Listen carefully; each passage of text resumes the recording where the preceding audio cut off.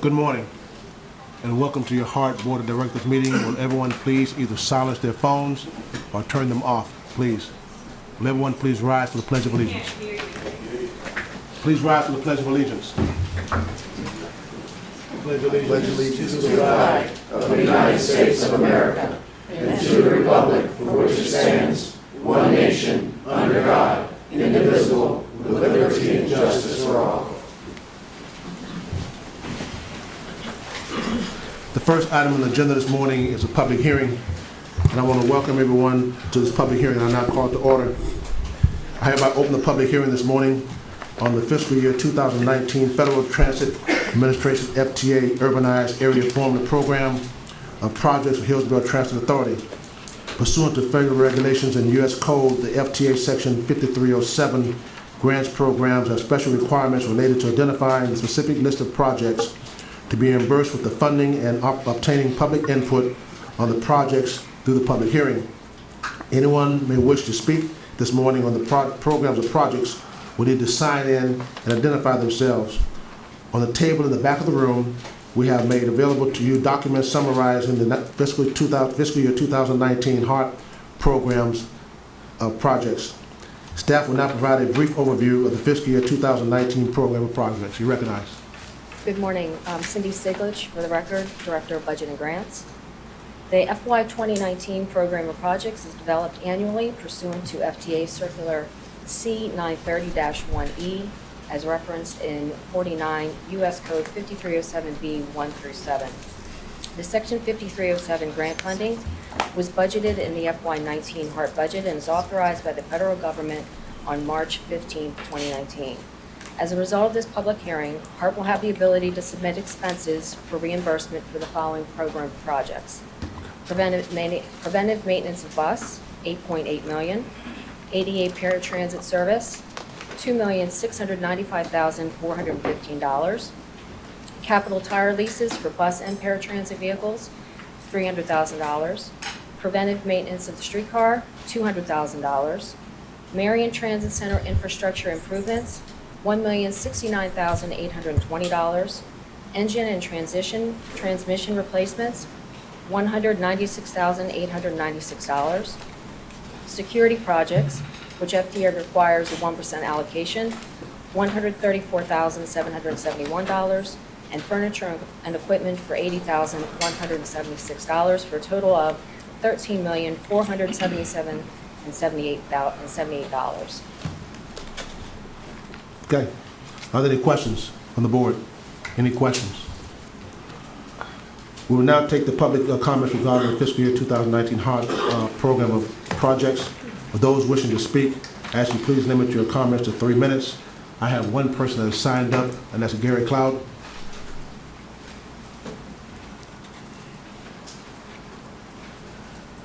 Good morning, Mr. Chair and board members. Gary Cloyd, Transit Advocate, on the capital and operating funds on this project through the FTA. Now, this is a good indication on your numbers, and as you look forward to the next 2 to 3 years, this will give the FTA an indication of what you're about and what projects you're looking at to invest in.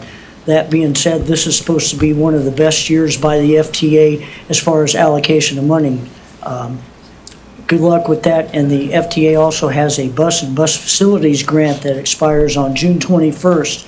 I wanted to remind the board that any money that's allocated through FY 2019, the FTA has until December of 2020 to allocate that money. Thank you. Thank you. That's the only person I have signed up to speak this morning on the public hearings. Anyone else wish to speak? Okay. I'll open the floor for board discussions. Any board discussion on the FY 2019 budget? Any board discussion? I ask to a motion to approve the budget. I'll move approval. That's a motion by Mr. Mechanic, second by Second. Mr. McLean and Mr. Harden. See no further discussion. All those in favor, let it be known by saying aye. Aye. Those opposed, say no. Okay. The public comment is closed, and we will opt the budget. Now, ladies and gentlemen, the budget that you just approved, if you look at the action item on your agenda, that's resolution R219-06 16. That's the one that we just approved. It's a little out of order, so that's the one that's just approved.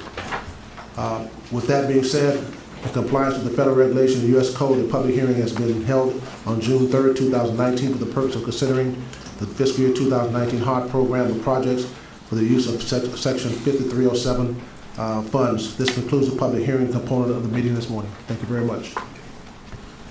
We're now moving to the regular board meeting.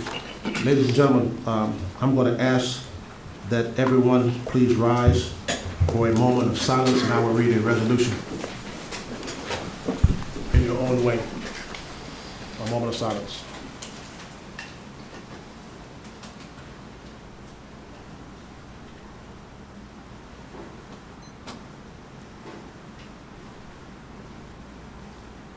Thank you. You may be seated. I'm going to move the regular agenda around a little bit and take up the chairman's report to read a resolution. I'm going to try to read a proclamation. And the proclamation is in memory of HART operator Thomas Dunn. Whereas the Hillsborough Area Transit Authority HART operator Thomas Lee Dunn lost his life while delivering transportation services to the citizens of Hillsborough County on May 18, 2019. And whereas operator Dunn's last act was one of heroism. I'm going to read that again. Whereas operator Dunn's last act was one of heroism, his courage is a true illustration of the professionalism of all HART operators. And whereas operator Dunn was a husband, father, a public servant who was with HART since March 21st, 2016. And whereas operator Dunn was a veteran, having served the United States Air Force and released from duty in August of 1994. And whereas operator Dunn was an active member of the ATU Local 1593, who worked tirelessly on improving working conditions of his union fellowship. Now therefore be it resolved by the Board of Directors of the Hillsborough County Transit Authority that Section 1, HART honors operator Dunn and his family for remembering and sharing his legacy, and passed and adopted by the Board of Directors of the Hillsborough Transit Authority on June 3rd, 2019.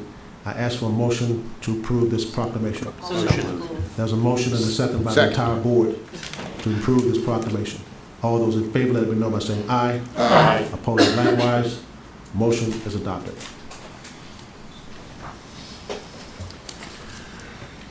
You have the minutes from the May 6th, 2019 meeting. I have a motion to approve the minutes. Motion. There's a motion and a second to approve the May 6th, 2019 meeting. Any discussion? All those in favor, let me know by saying aye. Aye. Opposed, likewise. Motion is adopted. We're now moving to public input on agenda items. You have 3 minutes. Those are signed up for public input. And you have.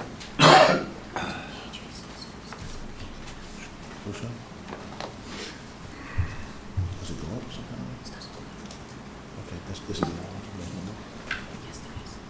I need to look.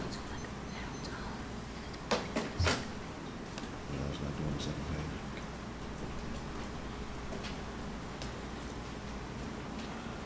Okay. Let's go back. Okay, we have quite a few speakers this morning on agenda items, so we're going to limit you to 3 minutes. I don't know if you will hear the buzzer in the 3 minutes, but I'll let you know when your 3 minutes is up. The first speaker is Tisha Jones.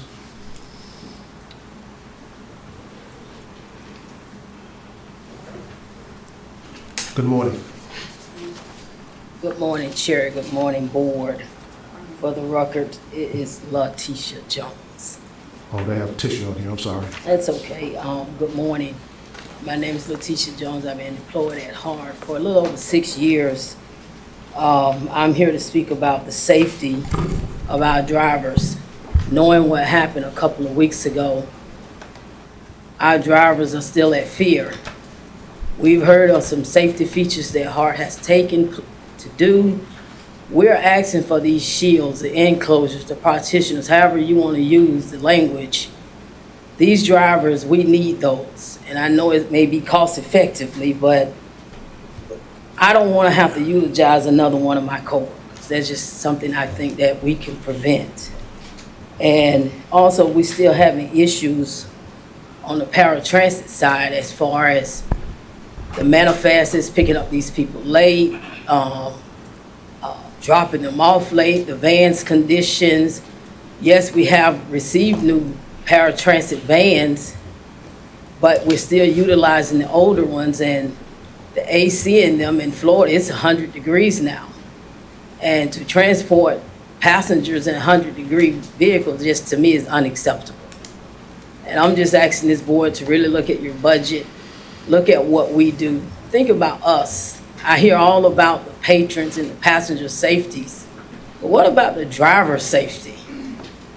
I haven't heard any of my colleagues, my CEO, director of safety say anything about driver safety. You put a monitor on a bus, but you put the monitor in the back of the bus. Why is the monitor in the back of the bus and not in the front of the bus? We've gone to California and seen monitors, they're not in the back. The one they brought up from PSTA, it's not in the back. Why don't HART, and I'm not saying just my thought, my opinion, they don't think enough about the drivers. That's it. Thank you, Ms. Jones. Arlington Kelly.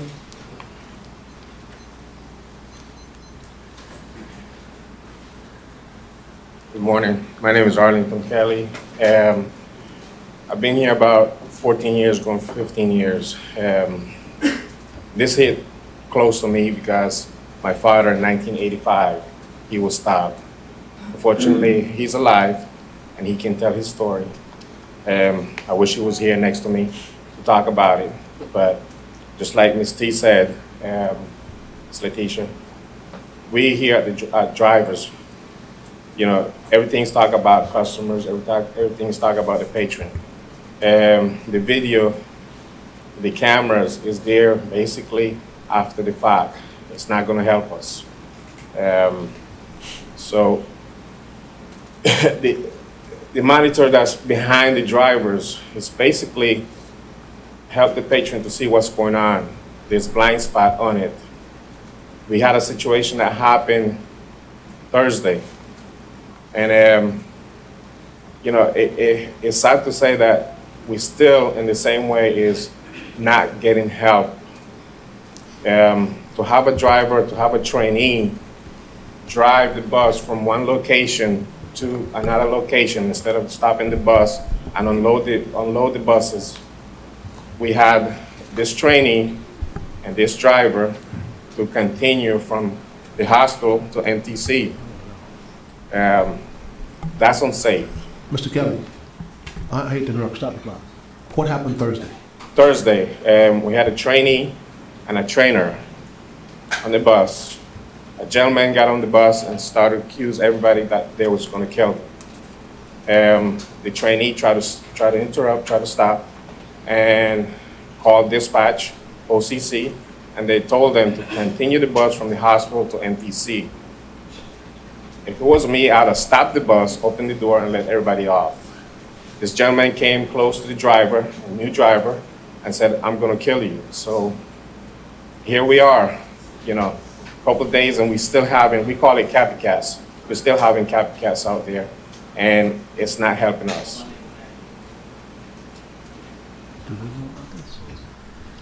Excuse me. Was this reported to, This is reported. This is a brand new situation that's going on. So it's still being followed up. I want to bring to the board and let you all know that even what happened with Mr. Dunn, even what happened with the camera is after the fact. All of this is going on. We need to try to get those shields in as quick as possible. You know, having these monitor behind the drivers, it's not helping us.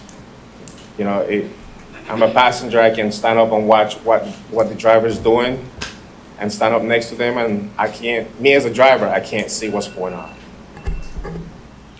So I just want to bring it up about my father. You know, unfortunately, he was able to live. He's alive and well, but since 1985, this is going on. We've been talking about our safety, the driver safety. If you have the driver safety, you will have the patron safety.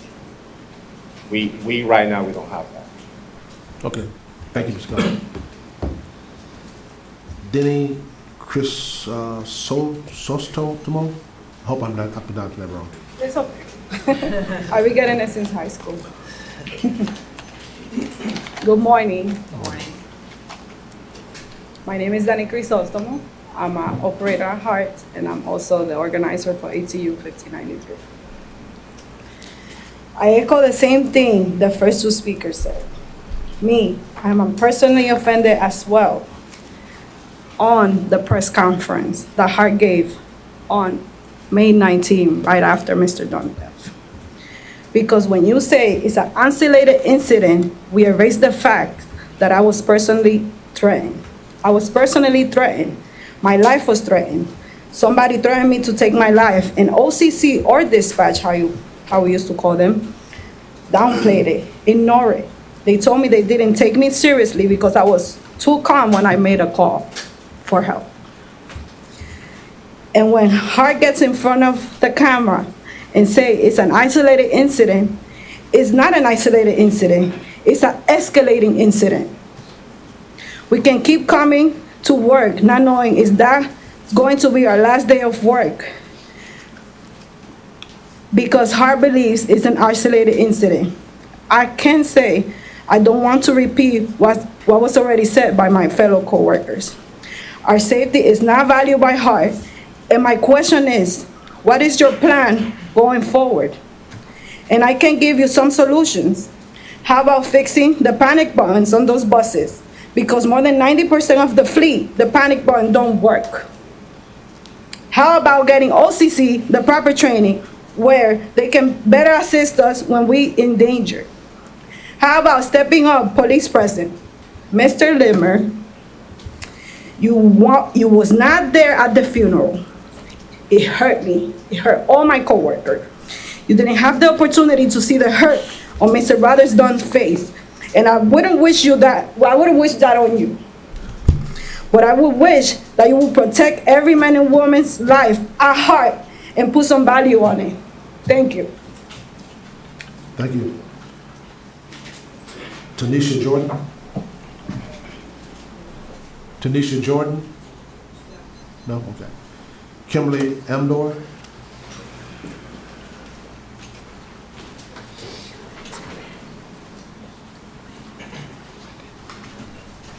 Good morning.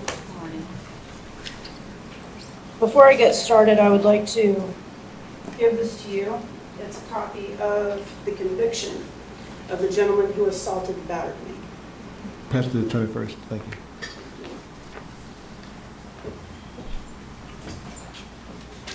I've been a HART operator for 5 years. When the spokesperson for HART said in the news interview that the attack on Operator Dunn was an isolated incident, he must have been misinformed. Because I was also attacked on the Nebraska route on July 18th in 2016. At Nebraska and St. Clair, I stopped and picked up passengers. The last one getting on the bus smelling of alcohol, unsteady on his feet. He pulled out a bunch of business cards and started going through them, looking for a bus pass. He started cussing at me. I saw he had a pass and advised him I had seen his pass. He could go ahead and have a seat. He folded the cards up, put them back in his pocket.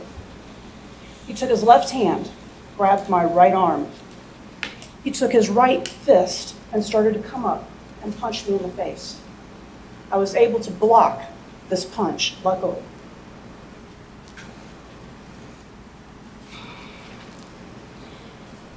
I started yelling at him to get off me and get off the bus.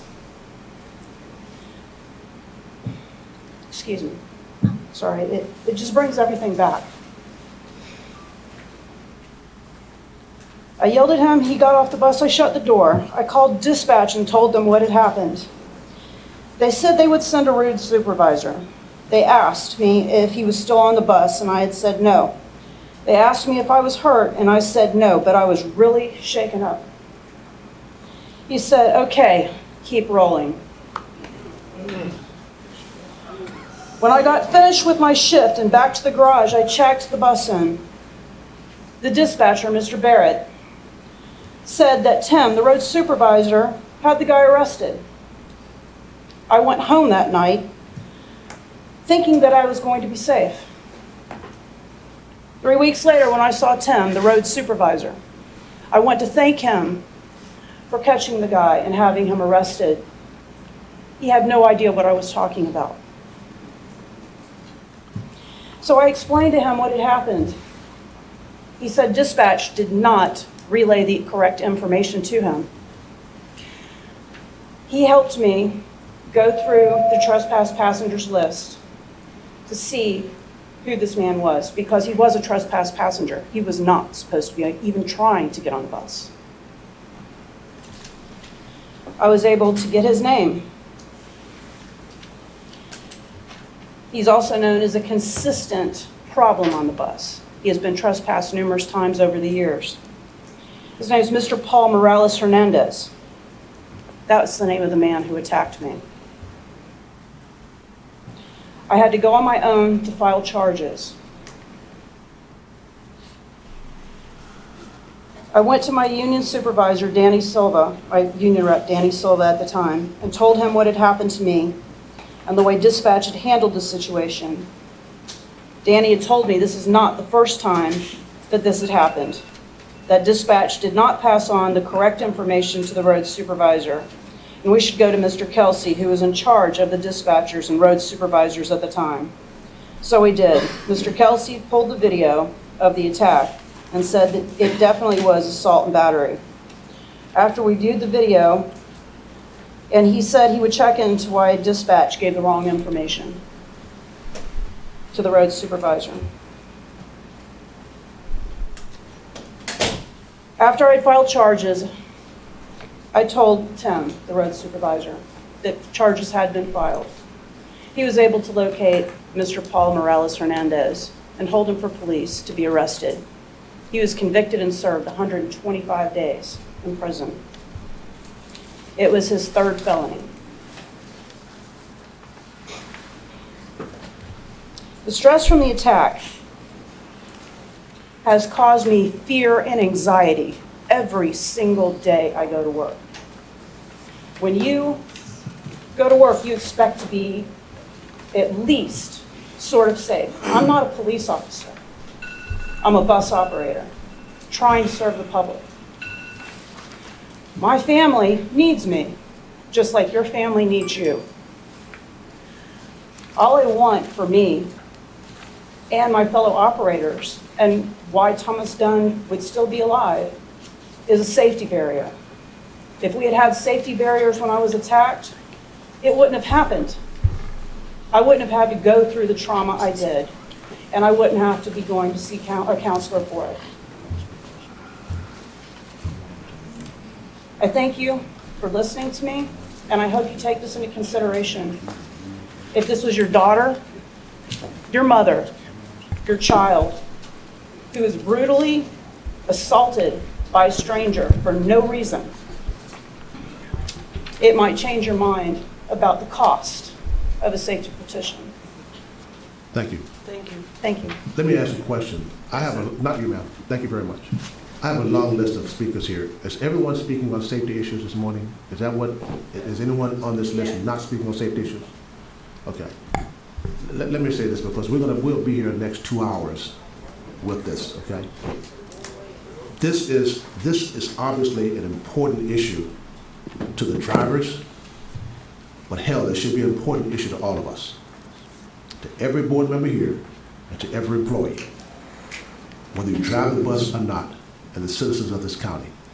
I just heard some things that really disturbed me, specifically the one where it happened Thursday. And I just asked Mr. Limmer, he said he didn't know anything about it, and neither did I. I don't know any other board member knew anything about it at all.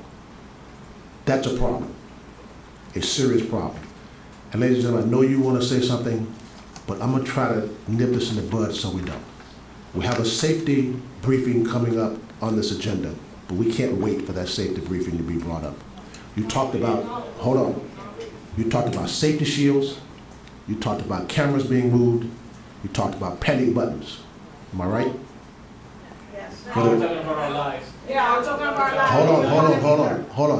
I know you're talking about your lives, but you talked about safety shields, the panic buttons, and the cameras. Am I correct? Who's making the presentation on the safety? What staff member was doing that? It's Colin. Is Colin Malloy in here? Yes, he is. Colin, come to the microphone, please.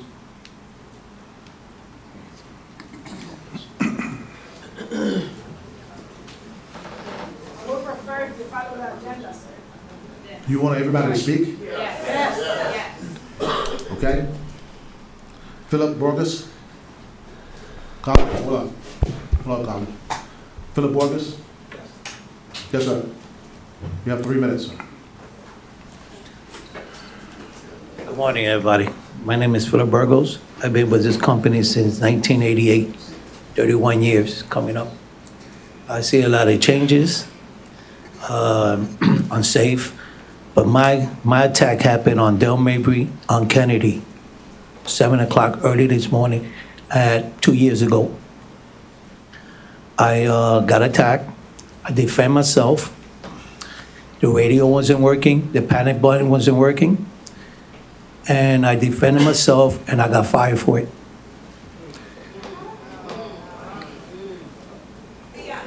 I was out of work for 3 months without pay, taking care of my kids and my family. And this is what I get for being 31 years service. Honor, where's my honor for this company? That's all I have to say. Thank you. Thank you. Sonia Andrugo?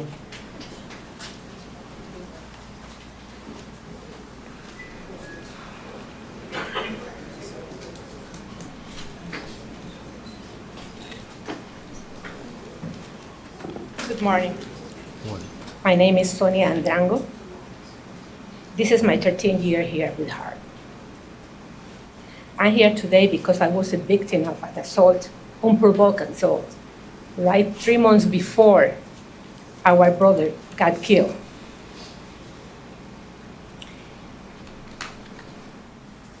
I'm here to talk about my safety and everybody else's safety. Yes, you are correct. Everybody else's safety.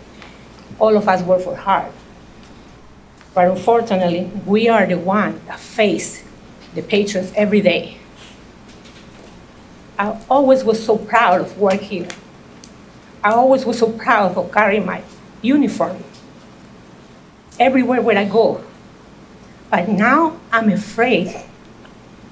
I'm being three months in the office trying to get over this. But when this happened to Thomas, set me back. I'm afraid. I'm afraid because I didn't do anything for this guy to spit on my face and to punch on my face twice.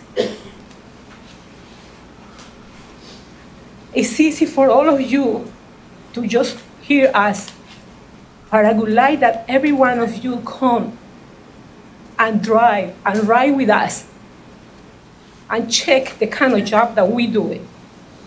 It's not an easy job like everybody thinks. It's a very dangerous job. We are right there giving a service to the patrons. Yes, we are.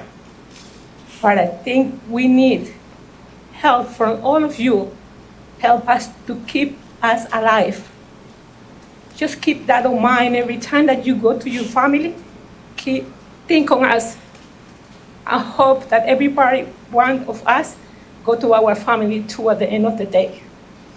And I give you thank you for giving us this time. And please, please, I beg you, listen to us. Listen to us. We are not here to waste our time, and not either yours. We are here to let you know that we are in danger. Thank you. Thank you. Stuart Marty?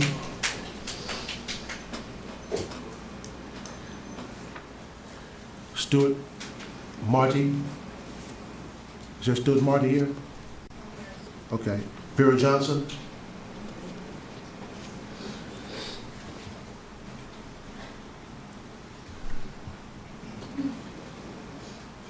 Good morning. I'm Vera Johnson. I've been with HART almost for 5 years. So, I got assaulted last year. My bus was empty. I walked around the bus before I left the bus, turned off the light, the air, and I walked off to use the restroom. And I closed the door. When I came back, usually another driver walked me to the bus. And I say, okay, see ya. And I got on the bus, the lights were off. I went in my seat. And I went to I-4. Like here, the guy was sitting right there. So I pushed the radio. Dispatch at that time didn't answer me. Ma'am, come back in front of the microphone. Move back, yes, yes. Dispatch didn't answer me. So he came on front and said, "You taking me home?" I said, "This bus is done." "Oh no, you taking me home." Then he slapped the camera on front. I said, "Sir, we on I-4, you need to sit down. I'm gonna drop you off on the nearest bus stop." He said, "No, you taking me home." Dispatch didn't answer me. So at that time, my brain told me just take him off the highway before anything else happened. This incident could have went worse. But my brain told me to stay calm and just get off I-4. So at Columbus, at the bus stop, I stepped off. I opened the door. He was sitting in there. He called 911 while I was trying to call dispatch on my phone since they didn't answer the radio. And I said, "I need the police and supervisor." The supervisor didn't thought it was important for him to sit in his car and come back out. He walked out. When is it that you're gonna say it is enough?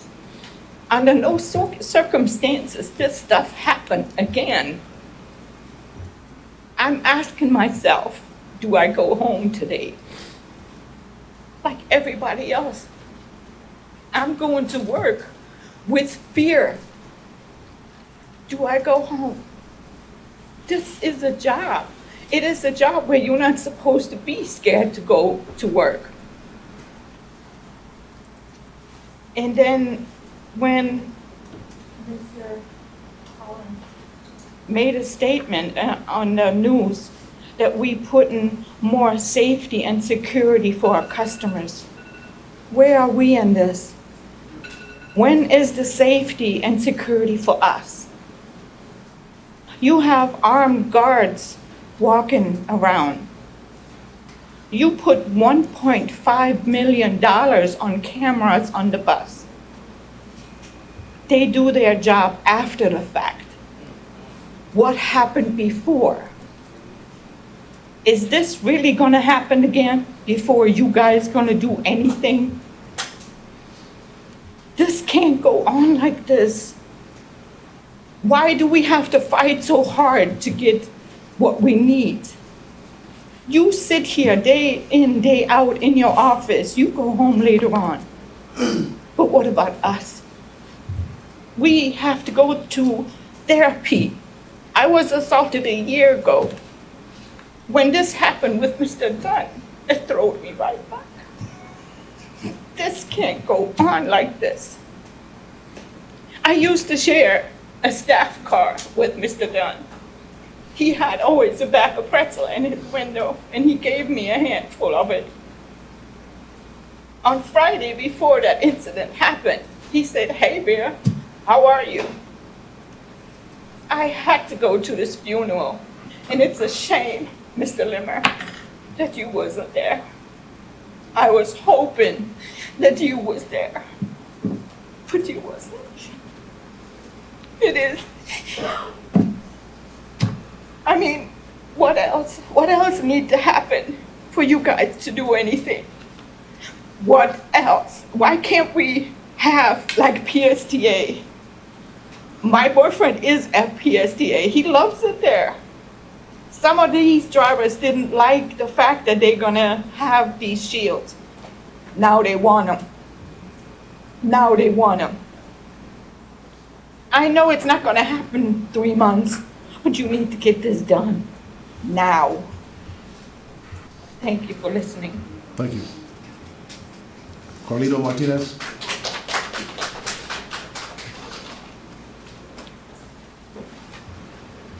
Morning. My name is Carlitos Martinez. I've been with HART for 18 years plus. I've been a trainer. I was former president of the local. And I heard in the news this morning before I left the house to come to this meeting about PSTA already has a number of how much it will take for them to put all the shields on the buses. And then they come in on HART looking into it, working on it. We hear all these budgets and all these grants about other things that may be needed in this company, but nowhere in there do we hear anything about the numbers or how much will it take for the shields to be put on the buses. All we hear is we're working on it.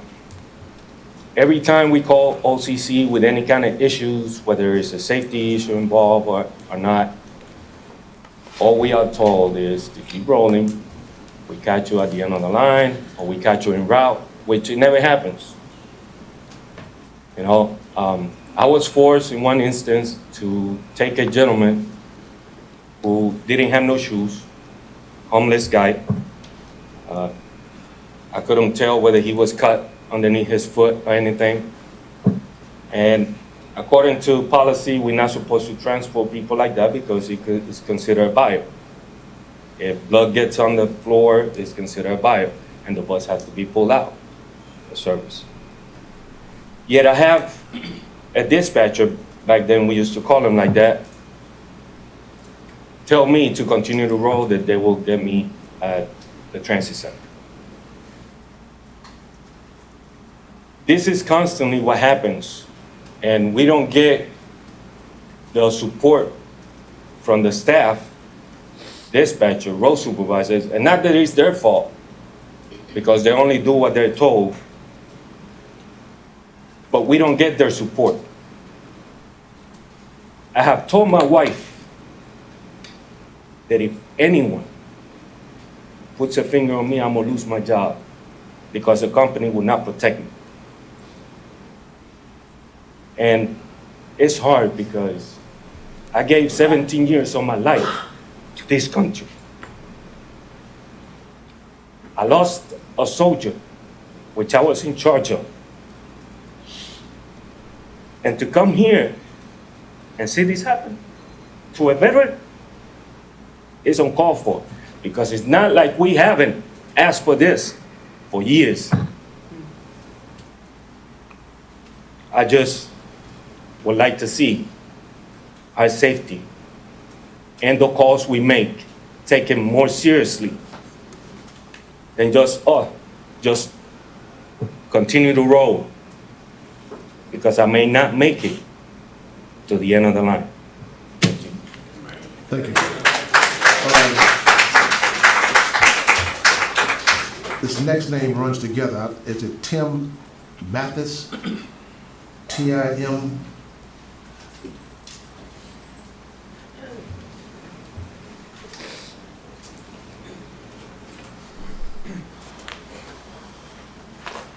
I am Thomas Dunn. Thank you. Clinton Stokes.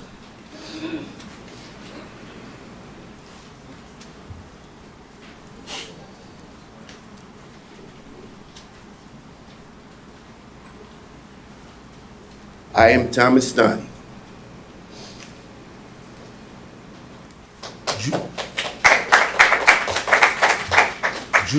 Julian Ames.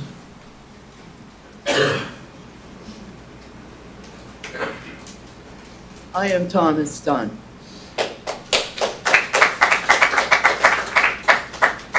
Tony Bettis.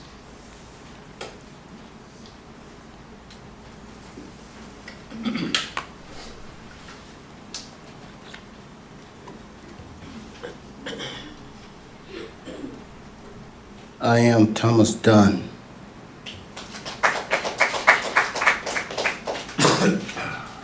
Now, the next name on here, I'm gonna call, I don't know what the outcome is. Thomas Dunn.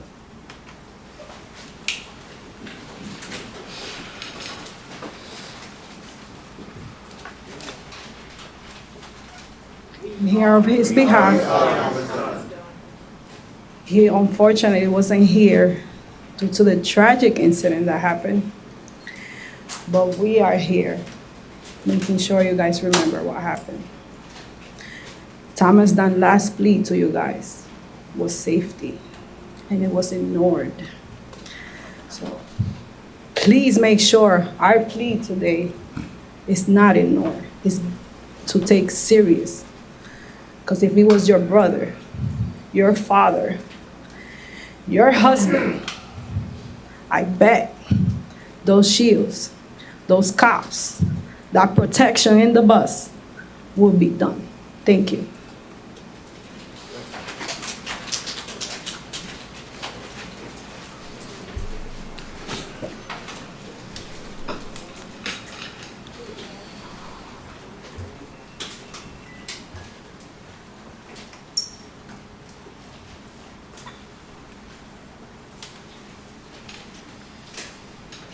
Curtis Howard.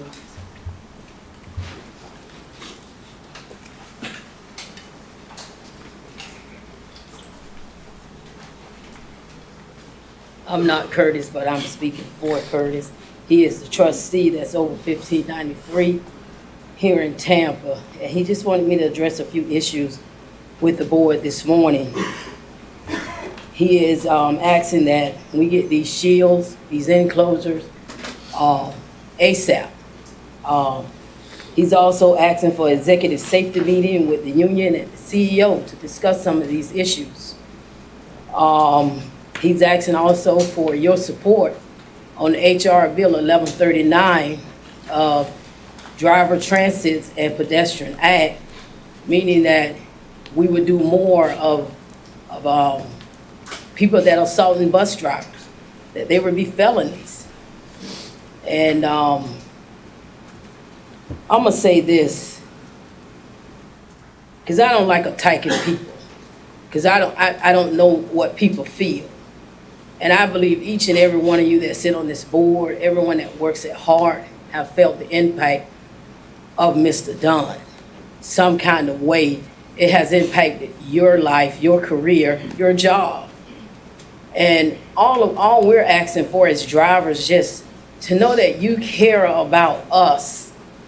And that's all we're asking for. We're not here to attack, beat up anybody, because we all need each other at the end of the day.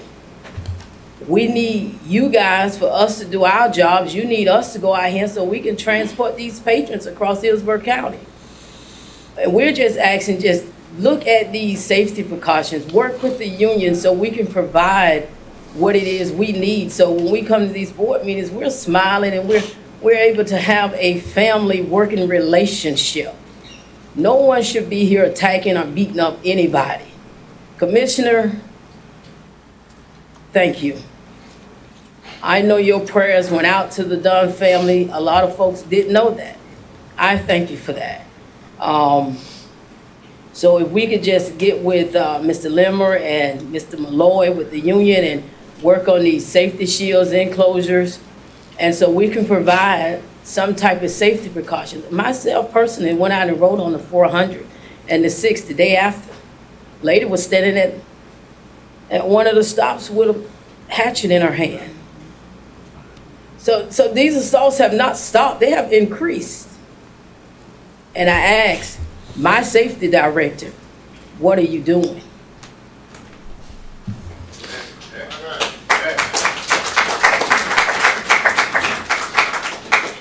Kim Lanoff.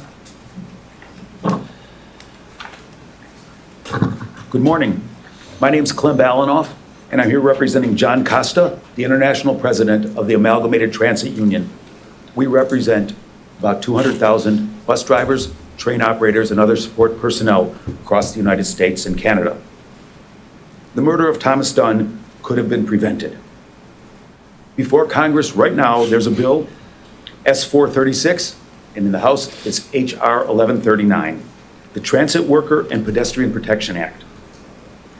Every single day in the United States, every single day, bus drivers are assaulted.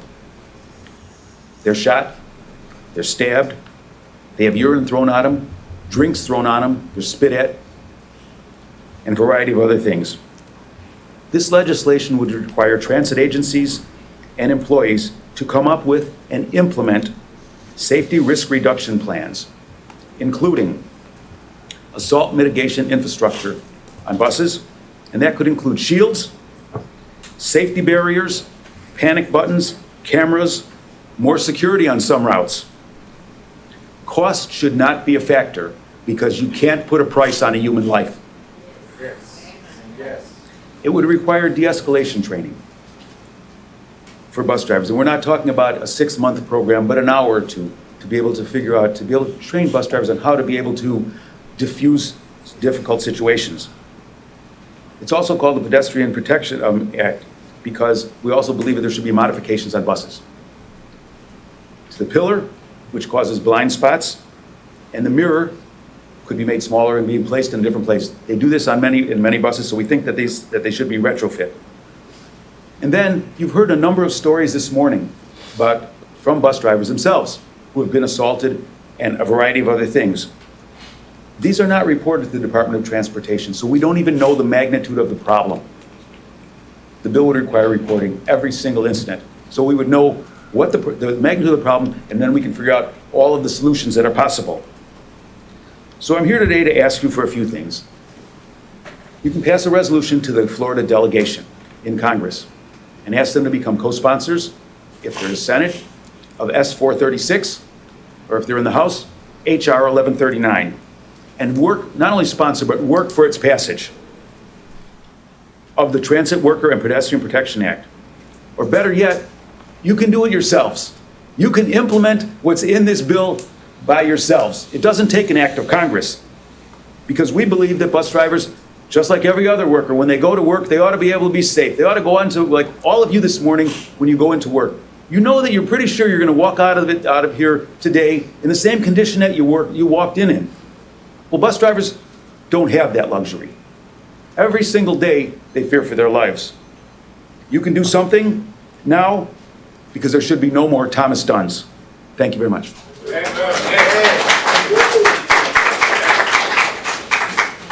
Daniel Henney.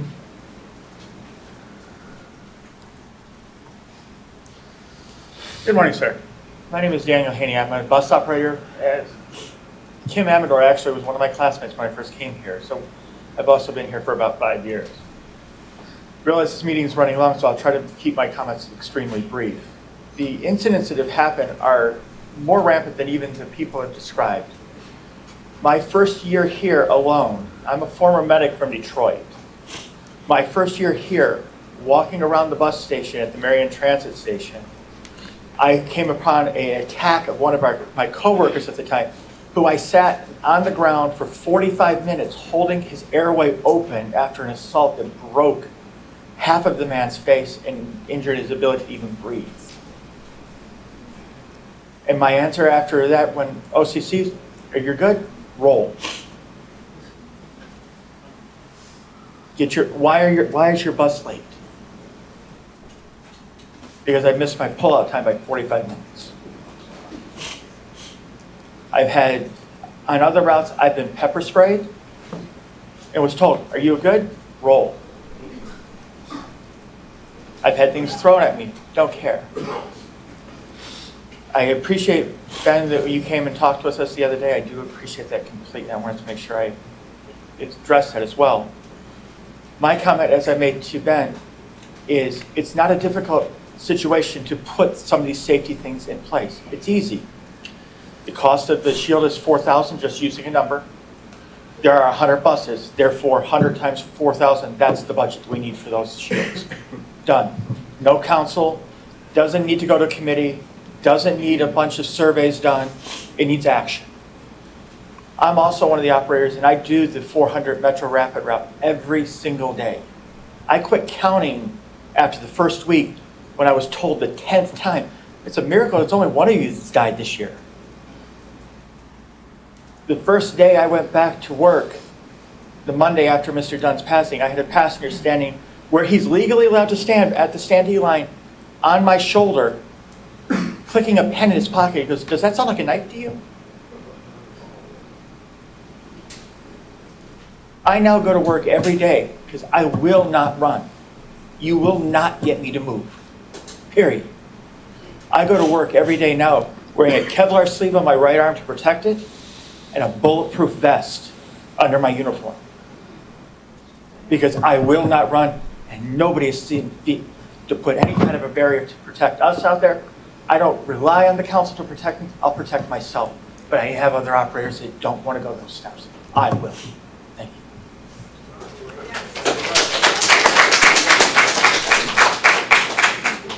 you. Gary Cloud.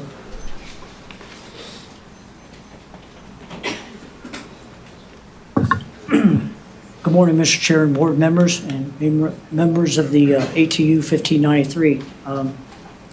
As difficult as this has been for a lot of people in this community, normally I don't bring in first-person scenarios, but I was in the opposite direction of that Metro Rapid on the day that tragedy happened. That being said, after 11 years in this city, I can wholeheartedly say that safety and security is an issue with me. And being lived in many parts of Tampa, I can tell you that if we're talking about the 21st Avenue location, if we're talking about Ybor City, or any of them, there has to be a manpower solution to this problem because cameras can only do so much. And if I remember my numbers from last year, there's probably 120 veterans that work at HART. That number might have decreased or increased depending on what's gone on since last October. That being said, if there's an eyes and ears program that would help HART navigate through some of this safety and security issue that's relative to 10 and 11F, let's see what security experts in the city come up with this and see if people being put in strategic places in town relative to HART's mission and transporting patrons might work in your best favor. Thank you. Paul Buster. Good morning, Chair, to this board, to the ATU family, to the workers of HART. I'm not a worker. I'm not employed by HART, but I'm a husband of a HART driver. My wife has driven for HART for 19 years. And Mr. Dunn's family received a phone call a couple of weeks ago that I've always told my wife I never want to receive because her life matters to me. There's been times that even as she drove the buses, that me and my sons, or one of our sons, would ride on the bus with her to make sure she's safe. My question to you today, is the life of Mr. Dunn going to go in vain? The loss of his life going to go in vain? Because even after the fight, even the day of his incident, there was a training taking place where some drivers was told a new rule being implemented that tells them to let patrons sit on the bus while they go on break. Do you know how dangerous that sounds? Maybe you don't, because let me help you out. Because you're asking them to put someone on the bus that may have a weapon on them that they don't know have a weapon, and sit on the bus and plan and plot a sneak attack on the drivers. But you're so concerned about patrons and ridership, we're not concerned about the people that's driving the buses. I never want to receive that phone call. So I'm asking this board today to do something about it. It's not about profit. It should be about the people.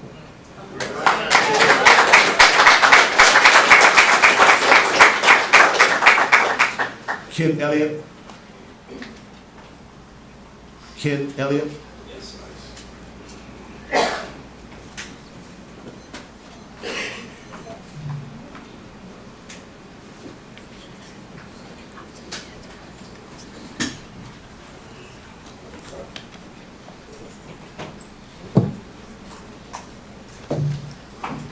The next three of us are from PSTA, so we're just going to combine us all. We've heard a bunch of the same stories that we go through as well. What I would like to see HART do is to empower their drivers to make decisions. It sounds like they get a lot of bad calls, as we have, from somebody on the radio who's not at the situation. We have our first safety meeting this Friday, and we'd actually like to extend an invite to maybe some of the safety employees at PSA, but definitely the drivers, and maybe we can work together to come up with good policies. We're actually starting to come up with internal policies that can go into effect the next day, as well as the bus enclosures. We can get together and share the time and date of our meeting, but we need to work together, because what happens on this side of the bay happens on our side of the bay, and something needs to be done. I don't believe anybody wants anybody to get hurt or get killed, but every day there's an assault that happens at PSTA, whether it's verbal or physical, and I'm sure it happens here at HART. It's the drivers, the expertise of the drivers on both sides of the bay to keep the verbal assaults, to keep from escalating into tragedies. But there needs to be better training. We have the same kind of training at PSA, and it's not reality. It's not on the buses. It's not what drivers live. So you need to empower your drivers more, which is what we're going to do. And again, we'd like to work together to help the drivers, and we can all come up with a foolproof plan on both sides of the bay. We can be consistent. There needs to be passenger rules too. If you give drivers one rule and the passenger is allowed to run ragged on the bus, it's never going to work. It's just like a parent training their children. Both sides need to be at a meeting of the minds and follow rules, both sides. And then the mess will stop.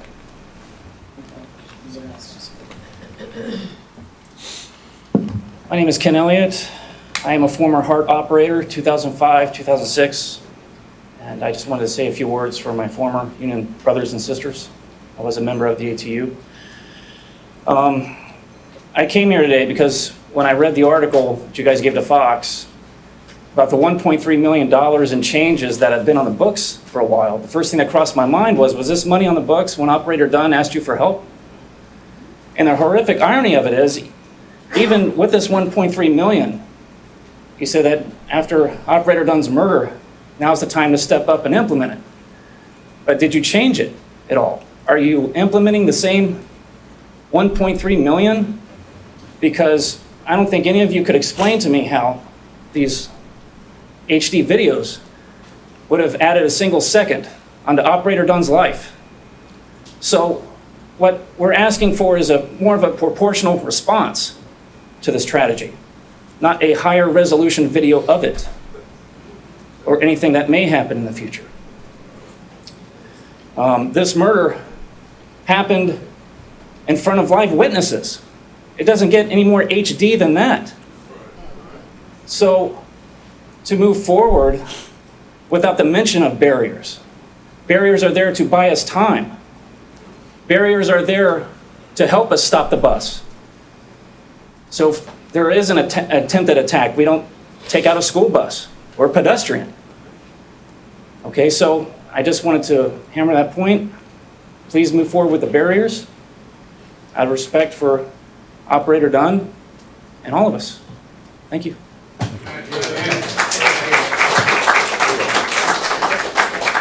Just one more thing. My name is Rick Smith. I'm with SEIU, the union that represents PSTA. This has changed everyone's thinking. Certainly did in Pinellas County, did up at Jacksonville. Where the rubber meets the road, and the barriers are incredibly important, is budget consideration to you guys. We immediately went into talks and said, what's in reserves? What kind of grant money can we come up with that? How many buses do we not have to buy next year in order that we can save a life?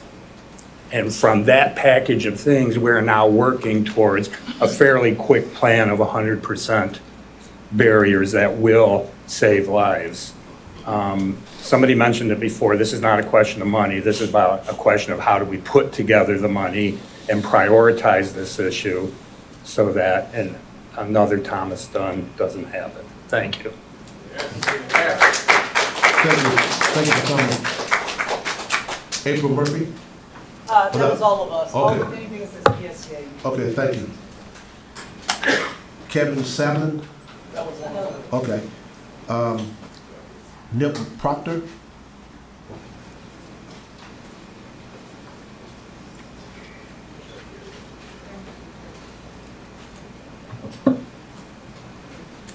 Hello, pretty sure you all remember me. I was there that day Mr. Dunn gave his speech on how he was assaulted. I'd like to thank you all for the accommodations that you all provided to the employees. Thomas wasn't just a coworker to me, he was my friend. You know, we used to have Nep and Thomas Day. That's how close we were. He was the last person I spoke to before he met his untimely demise. So that really stuck with me because as I went off to my 12-year wedding anniversary to celebrate me and my husband's union, I got a phone call. My birthday is May 19th. My dad was shot by my brother on May the 18th. So my birthday signifies a lot of death as well as life. So I took it really hard. I couldn't enjoy my day. But what really got me was when I returned to find that the bus that he was killed in was in the paint booth where I work at. HART introduced me to a new smell I never smelled before in my life, which is the smell of death. I would never get rid of that smell ever in my life. That's something I would never wish on anybody. It's totally different from an animal carcass. You can never describe it. I was not the only one exposed. When you all brought the bus on site, you all exposed every single person who worked there to this biohazard.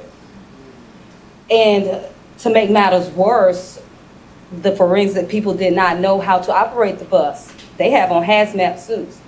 But we in the maintenance department, from what I've heard, was told, had to go in there and open up the wheelchair ramp with not one shred of protection. And when they opened up the wheelchair ramp, coagulated blood fell from it. And it was the most horrendous smell that they've ever smelled. So, what protocols do you all have in place for when something like this happens, to have something like this stored off-site? Because not only are we worried about the safety of the bus drivers and everybody who worked there, you got to think about what that does to people mentally. Just think about what happened in Virginia not too long ago with the disgruntled workers. The disgruntled worker that went and killed 12 of his co-workers. Because nobody's thinking about the mental state of people and what you all put them through. Because, like I said, that's going to affect me the rest of my life. That's going to affect me. Every time I walk in that shop, and it's to this day right now, hazmat has not even been sent into the paint booth to even disinfect the paint booth. I don't even have a paint booth to where I can pull a bus in and work. And to reach on a story that I want to tell about me being a patron, because not only I'm also a patron of the buses. I utilize the bus system. 3 weeks ago, me and my husband was catching the bus to go get our kids from school because our truck was in the shop. It was Route 34 and we were at Net Park. And the patron got on smelling like alcohol. So I'm looking like, okay, I know this might be an issue because he was already talking to himself. The bus driver, he fumbled a little bit for his ticket. He didn't have it. So the bus driver told him to sit down so he would not hold up the route, because you all put so much emphasis on get there in time, get there in time. So she pulled around and she was like, "Where's your ticket, sir?" "I don't have it. I don't have to give you anything. I'm a veteran. I can ride the bus for free if I want to.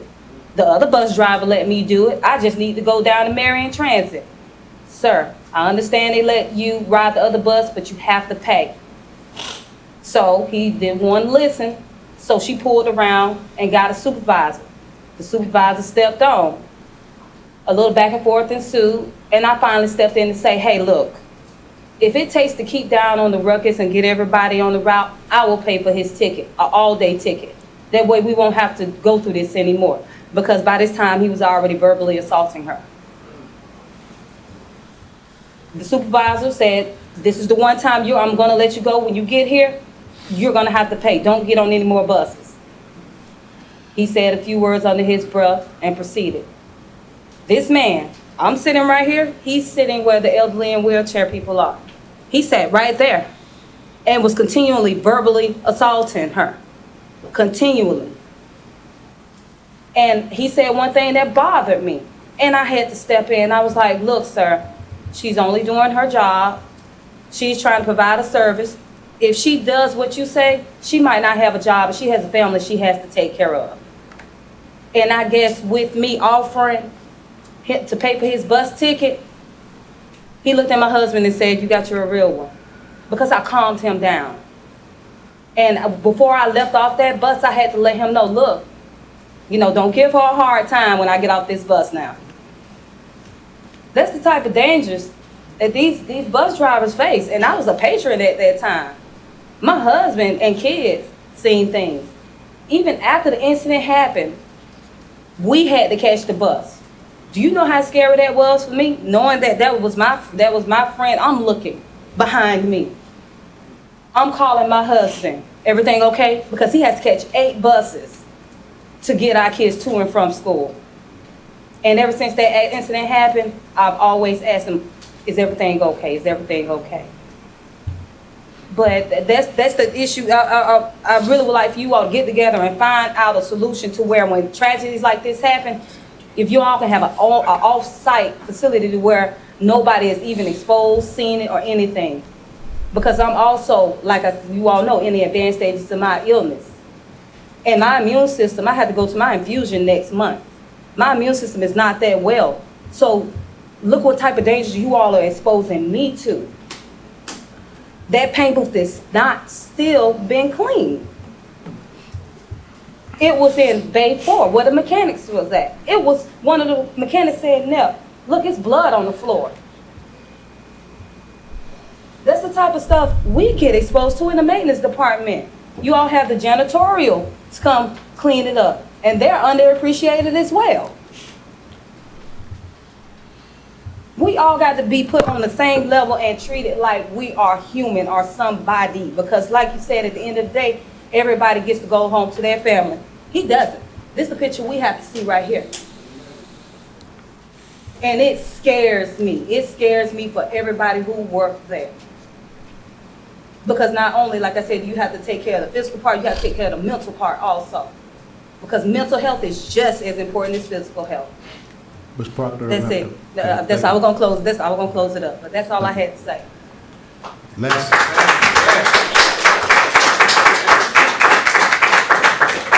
Last speaker is Henry Spells.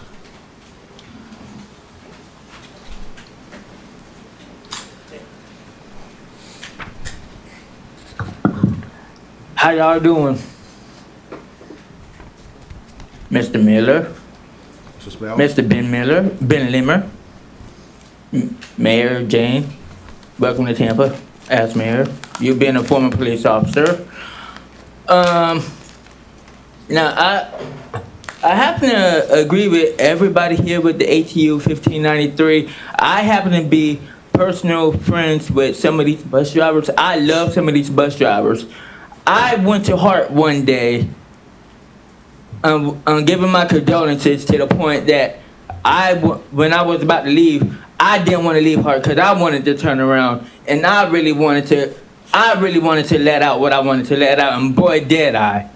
I mean, half of the guys at the 21st Street office could tell you.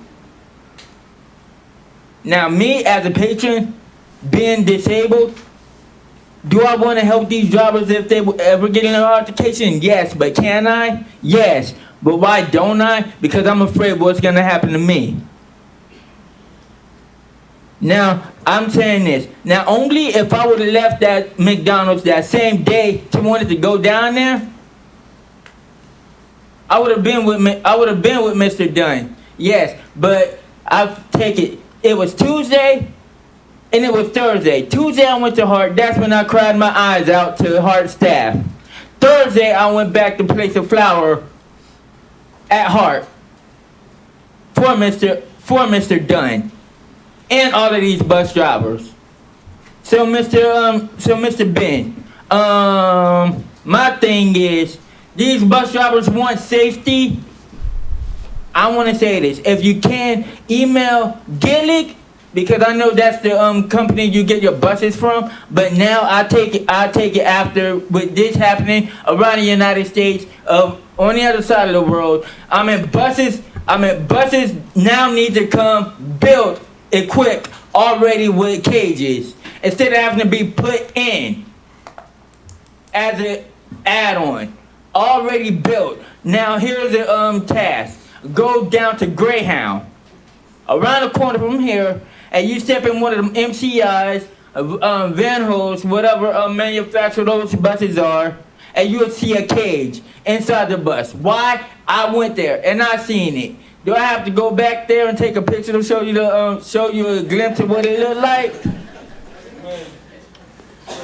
No, but every last one of these drivers, I love them. I sit on the bus and I talk to them to try to help them, stay, here and keep the patrons there. But can I do that? No, because I'm only one person. But if there was millions of me, I'm pretty sure I could watch their backs all day.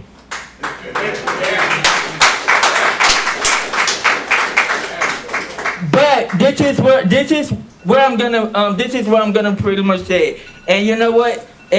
If you listen to a song by my favorite rock band, Disturbed, this is where Hart should draw the line. And with them being scared, it's like an infection, and it has to be an infection that must die.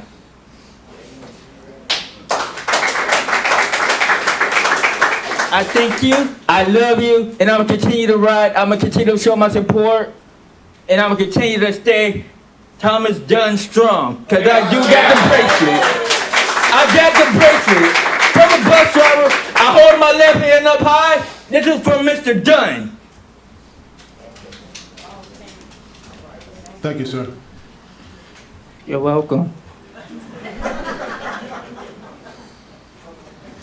Yes. I was trying to sign up and lost my seat inquiring and the computer left.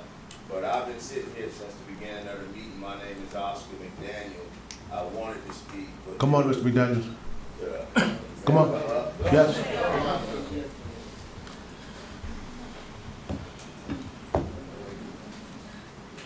Good morning. I'm Oscar McDaniel, a former employee of HART. 36 years. I retired April 30th, 2018. I heard so many stories today, and a lot of the stories that you have heard, I have been a participant in some in what we do. But I'm not here to point the finger at the operator or management. My heart was deeply touched by Mr. Dunn because Arlington Kelly, his father, the situation happened with him. He was my school. We started the same year. We was trained the same time. But however, if we could do anything today that I ask the board is, let's look at the shields. If you could start looking at what it costs for the shields. Now, it's gonna take even more than the shields. Now, we all see it, we're in a new world with a new norm. You know, I'm afraid just to go to some restaurants now. I know what the bus operators are going through. However, we need a better, they deal with repetitive bad patrons out there that ride the bus and come back giving them a hard time every day. But when you couple that with the trespass law of the city, you need a police there to trespass a patron. By the time you go through the call of the police and you're waiting with the bus, the patron is gone, now this patron come back again. So there's some things that we need to look at to sort of clean out patrons that's creating a problem with the operators. I know they go through a problem every day. It's just tough. You know, we went through a check, challenge, and chill. In my tenure there, HART was concerned, but we just got some things that we possibly need to tweak. Now, it's my understanding that a supervisor, security guard is riding up and down Nebraska on 2 cars. If you could take those security guards, may cost you more money, and they're stationed at different transit centers, to whereas the operator's having a issue, that guard could come in a car out to the bus, because you just don't have but a certain number of supervisors. The bus covers 1,000 square miles of the city till you have your peak periods and off-peak periods. But the operators got to be protected. We just need to look at some of the new rules and tweak it. We need to ensure that the shop repair these buses, so when these buses go out, that they're running and all of the features are working, the panic buttons and what have you. And with that said, I just ask that you listen to them and maybe entertain the cage deal. And the operators, I stand behind y'all and for you, and I'm sorry what happened. But even with the cage, I'm just telling you, I pray for the world today, because it's just some new people out there, and I know these operators are having a tough time. So let's look at the cages, as well as our trespassing process and a tolerance level to let some of these patrons know we're not going to deal with you to keep coming back on this bus giving this operator a hard time. And with that said, I want to thank you very much. Appreciate it. Yes, sir. My name is Keith Blackout. I wanted to speak. Come on.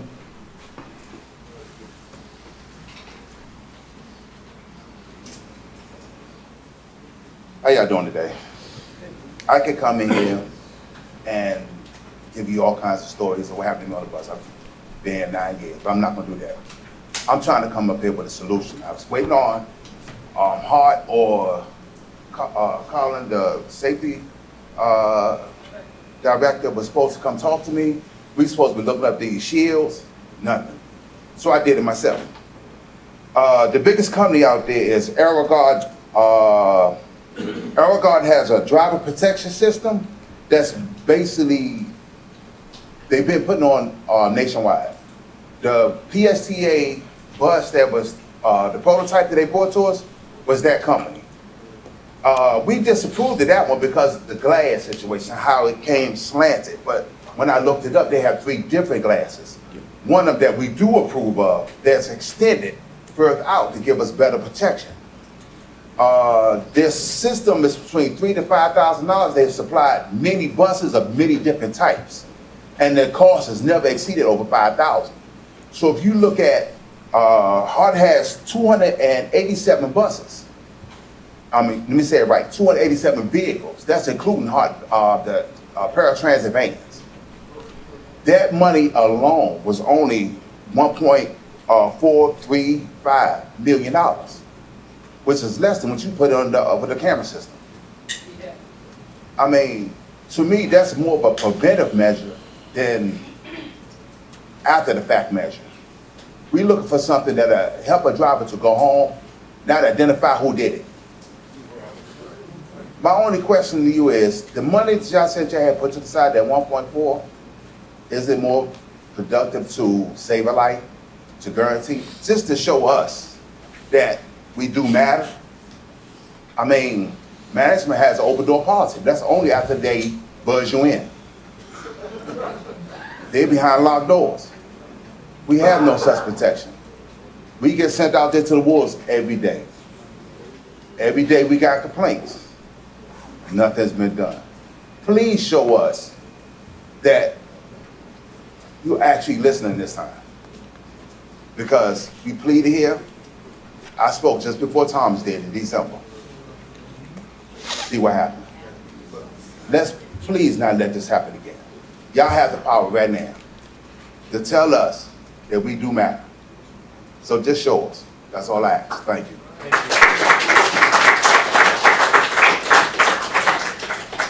Is there anyone else wishing to speak? Okay. Before we move on, I'm going to ask the board to allow us to adjust the agenda and have Colin Malloy come up next. But let me thank each and every one of you. Not yet, Mr. Malloy.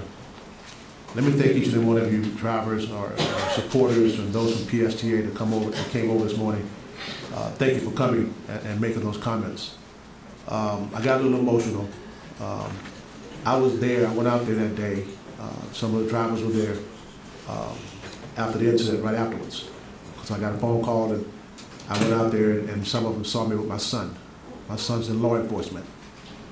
And I pray for him every day, law enforcement officers, because they put their lives on the line each and every day. I have to pray for bus drivers. I shouldn't have to do that. But I do now, because what you go through.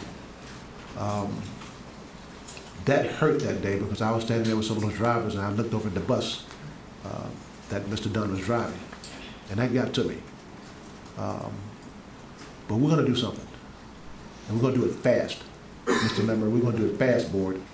We're gonna have to find the dollars to do it and do it right away. Not next week, not next month, not next year. You're gonna come back with a report to us as soon as possible of what we're gonna do. In some way, somehow, we're gonna find the money to get it done. We're done, sir. We're done with that. You just asked if somebody wanted to speak. I just wanted a clarification. I wasn't here. Come to the microphone. You want a clarification on what, sir? I wasn't here. My name is Curtis Howard. I represent 1593, and I'm an international representative. Ms. Jones asked earlier about meeting with the HART CEO and team, but nobody out here could answer me if there was a confirmation of that happening. Will you let me get to it? Sure, I will, but, Okay. all right. Mr. Malloy is going to give a safety report this morning, okay? And whatever that safety report says, we're going to enhance it and get it done as soon as possible. And staff, meet with the drivers.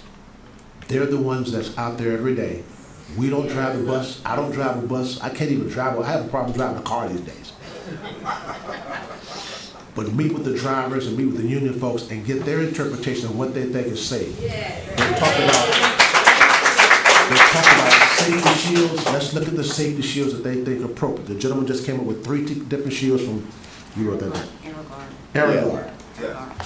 The cameras, if the cameras have to be moved, move the cameras. If you look it up online, We'll get it, sir. We'll get it. We'll get it. If the cameras have to be moved, move the cameras.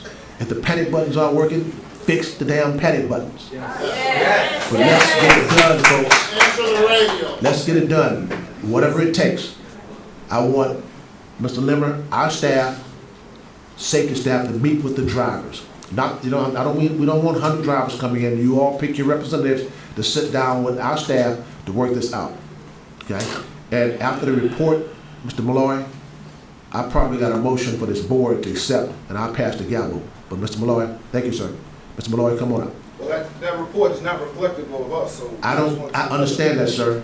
Let's go. Let's go. Let's go, y'all. That's not reflective of That's not for us. My name is Colin Malloy. I'm the Director of Safety and Security with the Hillsborough Area Regional Transit Authority. Hold on, Mr. Malloy. Let's go, guys.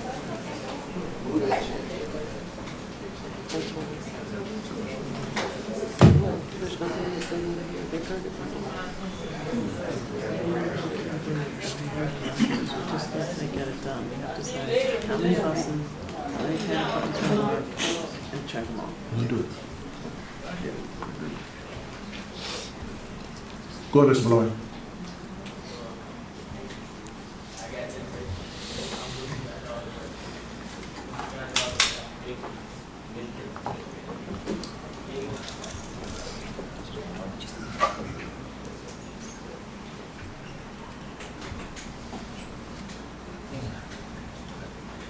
Once again, my name is Colin Malloy. I'm the Director of Safety and Security with the Hillsborough Area Regional Transit Authority. I'm here to provide an update, a safety and security overview. One of the first things that I wanted to talk about was safety and security is a primary focus for this organization. This commitment has been shown by our strategic area of focus, as well as our 2019 safety success goals. So this is something that I am also an employee of HART.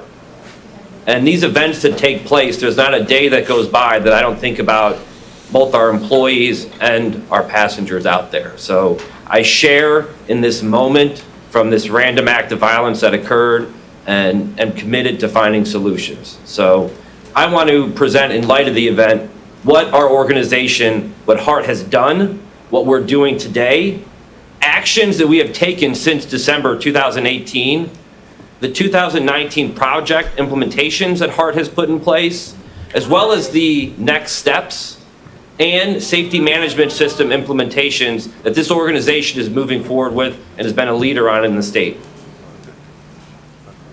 So our strategic area of focus, safety is right there up at the top.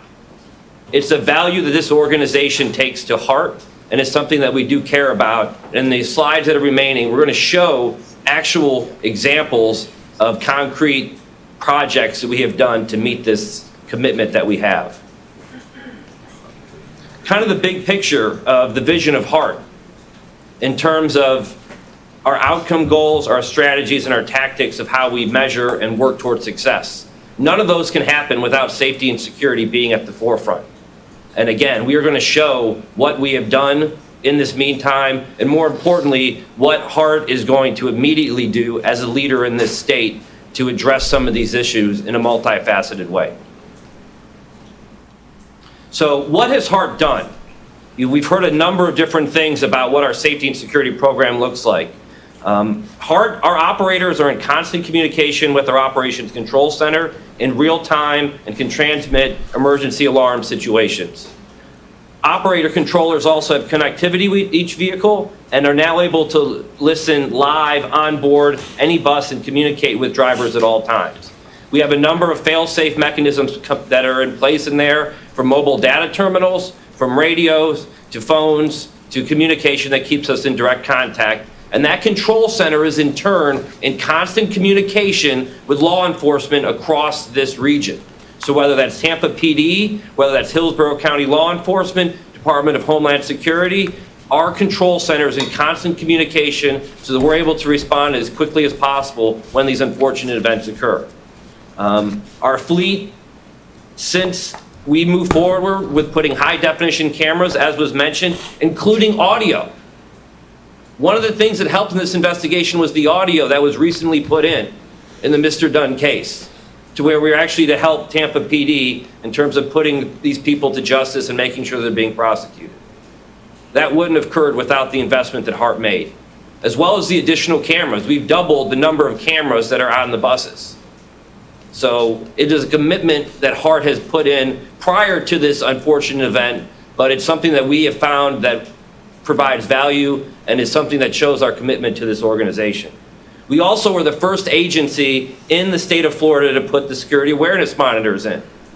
That was in direct relation to some of the comments that we heard in December when I talk about our action plan from there. We have found agencies in Houston, agencies in Los Angeles that have seen a decrease by putting these security awareness monitors in, and we are proud that HART is the first agency in the state to put those monitors in. The location of the monitors are in an area that doesn't create distraction for bus operators, and they're where the passengers can actually see. You don't want to put an additional hazard in when you're putting in a solution to try to help mitigate different risks. We are also, for the first time, putting cameras on our paratransit vehicles. This was an action that was taking place not tomorrow, not yesterday. It was something that HART put in during that time since December because we knew that we needed improvements, and we've been working diligently and on task to be a leader in this state. So what is HART done and what is HART doing today? Over the road, in our transit facilities, and in our communities. We talk about partnerships. We have partnerships with Tampa PD. They have helped assist us in patrolling the Marion Transit Center as well as the Transit Parkway. That is a long partnership that we are very proud to be part of. We partner with Hillsborough County Sheriff's Office. Again, I mentioned it with the control center. We're in direct communication to them. That's a 24/7 control center. That any time that there is information, that control center is able to communicate to law enforcement, to fire, and we're proud to have that investment to make sure that we're there backing up our bus operators. as well as our transit supervisors that are actually out there to assist. We have enhanced lighting at our facilities. We have also installed facility cameras at our EBOR office with installation of cameras at the Marion Transit Center in July and the University Area Transit Center in September. These are commitments to safety that were begun in terms of our overall program. So safety and security is not new to this organization. We have an overall program where we are identifying and we are working forward on trying to find ways to reduce risk and ensure that our employees and our passengers have a safe and secure environment. It was mentioned before, but we did increase the patrols along the Metro Rapid stations in the Nebraska area corridor. HART took it upon themselves to put over a six-figure investment to make sure that we had security patrols along there over quality of life issues at our shelters. That was an investment HART made in August. We have also, earlier this year, this weekend we transitioned, but we had already planned to move from armed 1 security guards to level 5. Level 5 is the highest level in the state of Florida in terms of armed contract security. Those are individuals, they have to have 10 years of military or law enforcement experience. That was put in place prior to the event that took place earlier in May. The reason we did that is because it's part of our overall program that we've been assessing and looking at issues. It's a new day here at HART. We have new leadership. We have a commitment to making sure that we move quickly on these items. We want to make sure we meet that commitment to our employees and to our citizens. With that, not only have we increased the skill set and have these security guards armed, we've expanded the coverage. So we now have coverage at Net Park, over the streetcar, at the EBOR facility. Metro Rapid now has a level 5 armed security guard that'll be able to be patrolling that area as well as popping in to assist those bus operators on the buses as they're making periodic sweeps. So these are changes that the organization was putting in place and were implemented over this weekend in terms of waiting for contracts to end. We believe in a multifaceted approach to safety and security, so training and education has been a cornerstone to it. We instituted mandatory quarterly safety and security training for all operators, and part of that was de-escalation training. So what was mentioned about some of the altercations that we have on our buses, many times that they are over fare disputes. We have a full program on de-escalation training called Check and Chill that is designed to help operators de-escalate situations so a tight situation doesn't become worse. We invest in that training. We provide over 10 hours of refresher training on top of our onboarding. That's the highest level in the state of Florida when it comes to mandatory refresher training. All our operators have to go through this on a quarterly basis. We updated our onboarding training curriculum to make sure we leverage best practices from the Transportation Safety Institute, the National Transit Institute, as well as the University of South Florida Center for Urban Transportation Research. We reviewed that curriculum and found that some of the training for when the operators are on the road with what we call certified operator instructors, we wanted to make sure that they also had training. That they had training in leadership, in mentorship, in coaching, and how to prepare these employees so they can provide quality service and also make sure our operators feel that they're prepared when they go out on the road. That's the first program in the country that is focused with on-the-job training with the Certified Operator Instructor Academy. And we're very proud to do that. We're proud of our partnership with the University of South Florida Center for Urban Transportation Research. All our transit supervisors also go through incident management training, NIMS, National Incident Management Systems Training. That is a movement that we created this year. We're very proud that all of our transit supervisors have undergone that training. But it begins also, again, on this multifaceted approach to safety and security, is that we did a number of campaigns in terms of promoting and recognizing our employees. So one of our internal campaigns was Stay Accident Free Everywhere, where we talked about safety, we talked about security, we talked about the importance of items such as see something, say something. In December, we had a safety day of action where we did meet with labor. This was a labor management partnership in December on a safety day of action where we took the message to the streets. We weren't sitting behind closed access controlled doors. We were out there hand in hand with our ATU and Teamsters employees passing out information about how to ride safe with HART. We did that at Marion Transit Center, did our streetcar facilities, and our university area transit centers. And that was part of the things that came out of our safety committees. So we expanded the number of safety committees in this past year too, to where we have a safety committee for transportation, for maintenance, as well as our streetcar. And it provides an avenue for us to hear these concerns from operators and then develop mitigation and corrective action plans.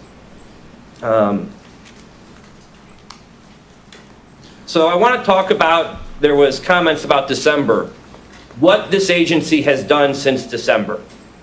So in December, we began with the EBOR facility camera installation. We immediately had safety and security promotional campaigns. We did on-the-spot recognition for our employees that go above and beyond to make sure that we show how much we value them at a personal level, not just the work they do, but as people and as individuals. I go back that there is not a day that I don't think about the safety and security of our employees and are working diligently, and there's an entire staff of HART employees that are working to do that, from our operations team to our safety team throughout all of HART. We really are one HART. If you drive through and you look at our buses, on top of the buses it says HART United. We're working to become that. We're working to be United HART to make sure that we address all these concerns. In January, we moved forward immediately with a transit vehicle procurement on the cameras and putting in the security awareness monitors. That was an additional risk mitigation that we felt was important to put in. And we were the first agency in the state of Florida to do that. We also began refresher training. Our mandatory refresher training in January, we went over de-escalation topics. We went over how to do a proper pre-trip to make sure the bus was safe and secure before it went out. We spent over 3 hours with every single employee in the month of January to make sure that we are addressing those concerns. And it also provided an avenue for any items that they may have for us to bring forward and try to address. Through that period of time, we then re-examined our security contract. As I mentioned previously, we had level 1 security guards. Level 1 are essentially monitors that kind of observe and report. Because of our overall safety and security program, we did an assessment and we felt that we needed the level 5. So we began our procurement method and moved forward with waiting for the contract to end to go with a level 5, a new security provider that's level 5, armed, and expanded that coverage. And that rolled out June 1st this weekend. Again, I go back to our strategic vision and our strategic areas of focus. Safety and security is a core item. It's paramount to everything that we do, and it really is a new day here at HART to where we are looking to immediately find solutions. And let's talk about that. Let's talk about those next steps in the new day. So it's easy to say what we've done since December, but I think we've heard that now is the time for action, and there are steps that need to be taken. Our CEO has empowered us to make sure that we do everything within our power to make sure that we are meeting these needs. And I want to share with the board what those next steps are. One of the first things is we will have an independent safety and security audit and assessment. We will have a full review from an outside entity. Later today, there will be a resolution where we will be asking for the board's support. With the board's support, we can immediately begin getting people on board to conduct that assessment and then get that report back to you as soon as possible. It's an independent security audit that can review all items and prepare back to the board. What are the solutions? What are the things that we need to do moving forward? Operator safety survey. The ATU, the Teamsters, need to be part of this solution. That is our view. The bus barriers. We want to make sure that we just don't throw any bus barrier on there that an operator doesn't like. We need to make sure that their input is part of every solution that we do, and that's why we feel that the bus operator survey, there are numerous bus barriers. And a bus barrier that works in New York City might not be the same bus barrier that we really want in Tampa, Florida in the heat. So their involvement is crucial to finding solutions and working together as a team. And that's how I think we're going to find real success, is labor and management coming together. We also want to develop safety performance management systems. We want to improve our data so that we report more and give perpetual updates on that data, as well as the regulatory safety management systems, which I'll talk about later. But having a performance management group that can give regular updates, hard, real data and metrics to this board so that we provide you and leadership the criteria for the best type of decision-making moving this organization forward. And HART has taken a lead. We've called upon the state to have a transit symposium directly on this issue. The industry standards on here is a multifaceted approach to safety and security. We are pulling together CEOs from across the state of Florida, industry experts from across the country, to look at what solutions work. We feel that that is important to have this symposium so that we do the right thing. HART is taking the lead on calling that symposium in July.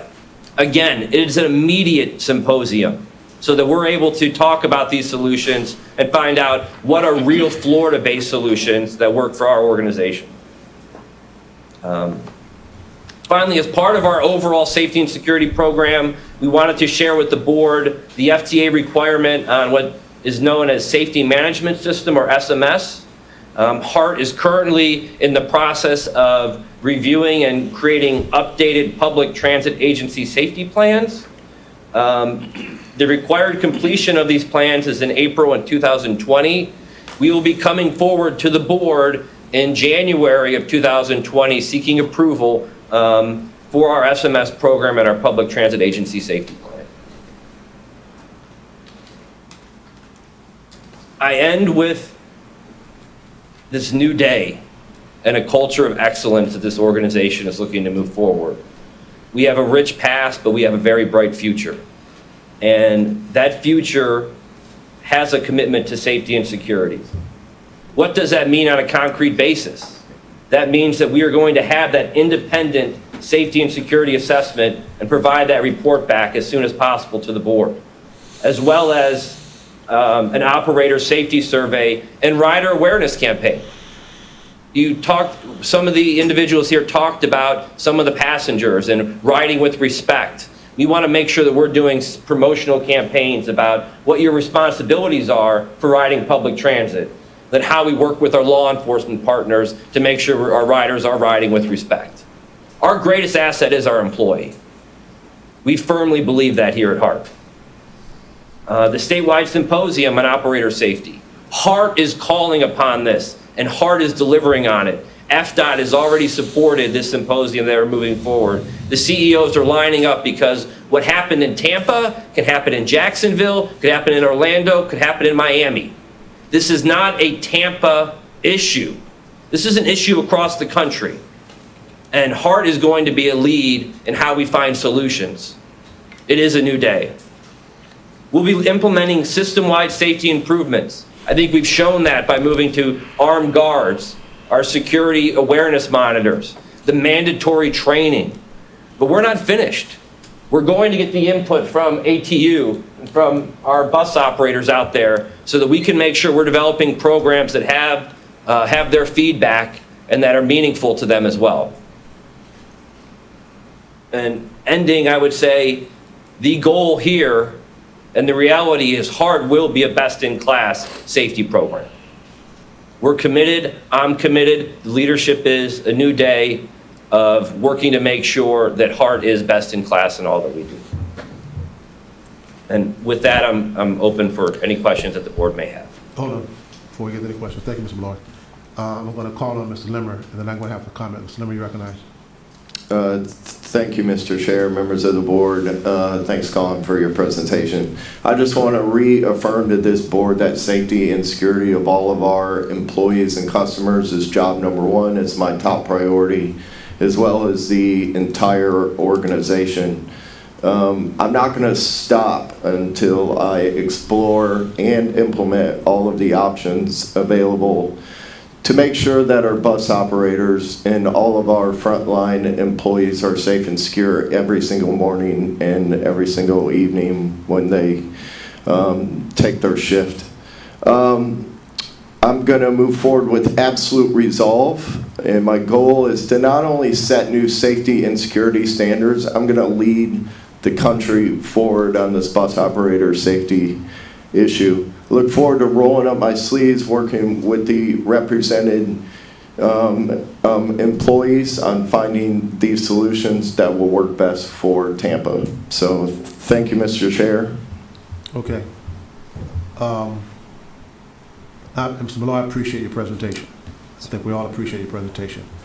But it needs to go a little bit further than what you've given us. We're going to utilize everything that you gave us. Then we're going to do some other things above and beyond that. Again, I was out there, and I didn't like when I saw one of our buses with a shield around it because our driver was killed by a patron. Our drivers and our operators shouldn't have to go through that. A gentleman wearing a bulletproof vest. My son wears one. He's a police officer. A driver shouldn't have to do that. So I'm gonna make some recommendations this morning, and I hope that the board agree with it.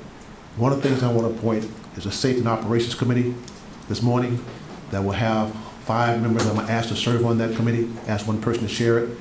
And with that, I'm going to ask that that committee also bring in some members from ATU to sit down with them and work this thing out. And that next month, at this board meeting, you come back with the recommendations concerning the shields, moving to the cameras, and the panic buttons and everything else that's in place that we need to put forth, bring back the amount that that's going to cost us, and this board's going to have to find a way to pay for it. Okay? I'm going to ask Ms. Williams to chair that committee. She's agreed. Ms. Overman, would you mind being on that committee? Mr. McKinney, would you mind being on that committee? Sure. Mr. Schister? Yes. Ms. Smith? Sure. And I'll serve as ex officio. And Mr. Williams, hold up, I'm only going to do 5. Committees get too big after that. Only going to do 5 members from this board, and then hopefully we'll get some members from ATO that the union that they'll bring forth, and that committee will meet. Any objections to that? You got an objection, Mr. Knight? Again, thank you. Yes, I do. I really feel, and that's why I try to get the mic before the guys left out, or the drivers. My heart go out to the drivers, and you know that day, and I apologize, I had death in the family that I couldn't make the week before and the week after. But I did go out there on Monday, and it was real brave for those workers to come, and even on the bus, you know, look at the bus and some things that we could make better and everything. I think it's very important that we listen to the drivers, just like you said, and have them on there. But if any way possible, not only sitting on this board, but I can relate to when I was at Tampa Electric, doing those 2, when the Gannon exploded, also that other.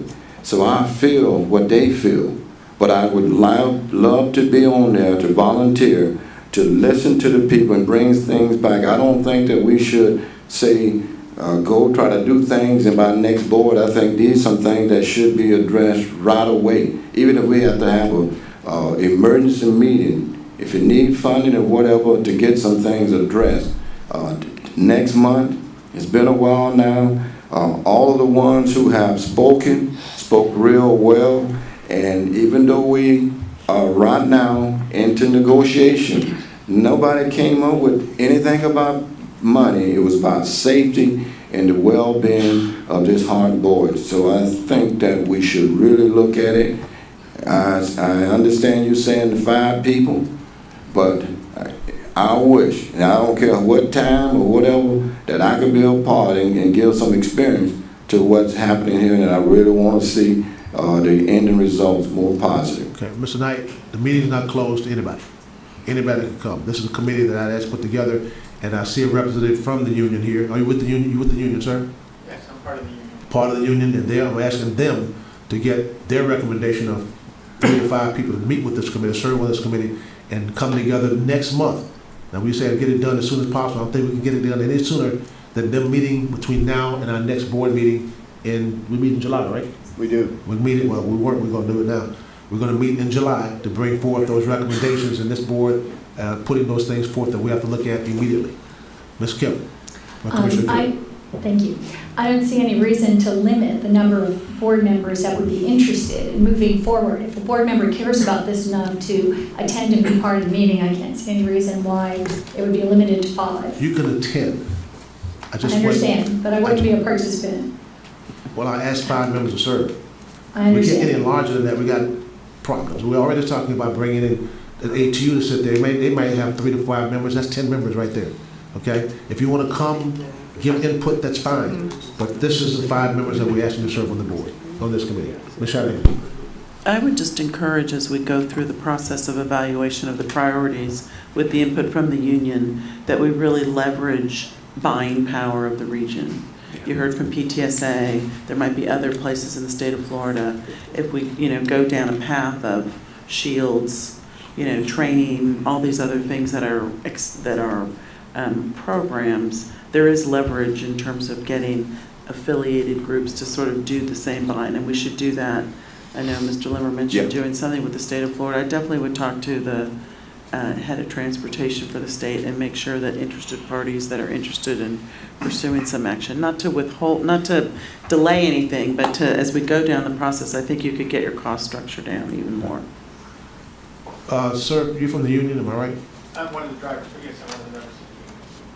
Okay. I can work with your leaders. That you get, okay. Mary, you want to say something? The one thing that I completely agree with the size of, keeping it small enough that you can get things done quickly, but I would suggest, in addition to Colin, having a subject matter expert from law enforcement, either Hillsborough County Sheriff's Office or Tampa Police Department, to participate as well. Well, you want to come in, you got a law enforcement officer that you want to bring in on this? I can provide names. Okay, and you get with Sheriff Chronister? Okay. Okay. Yes. And the union will get their representatives and members. Again, if you want to come to that meeting, that's fine.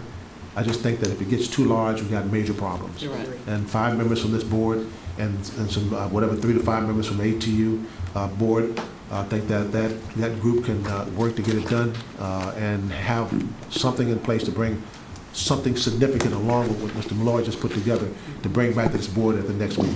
Mr. Menendez, you recognize. Thank you, Mr. Chair. What was the name of the committee?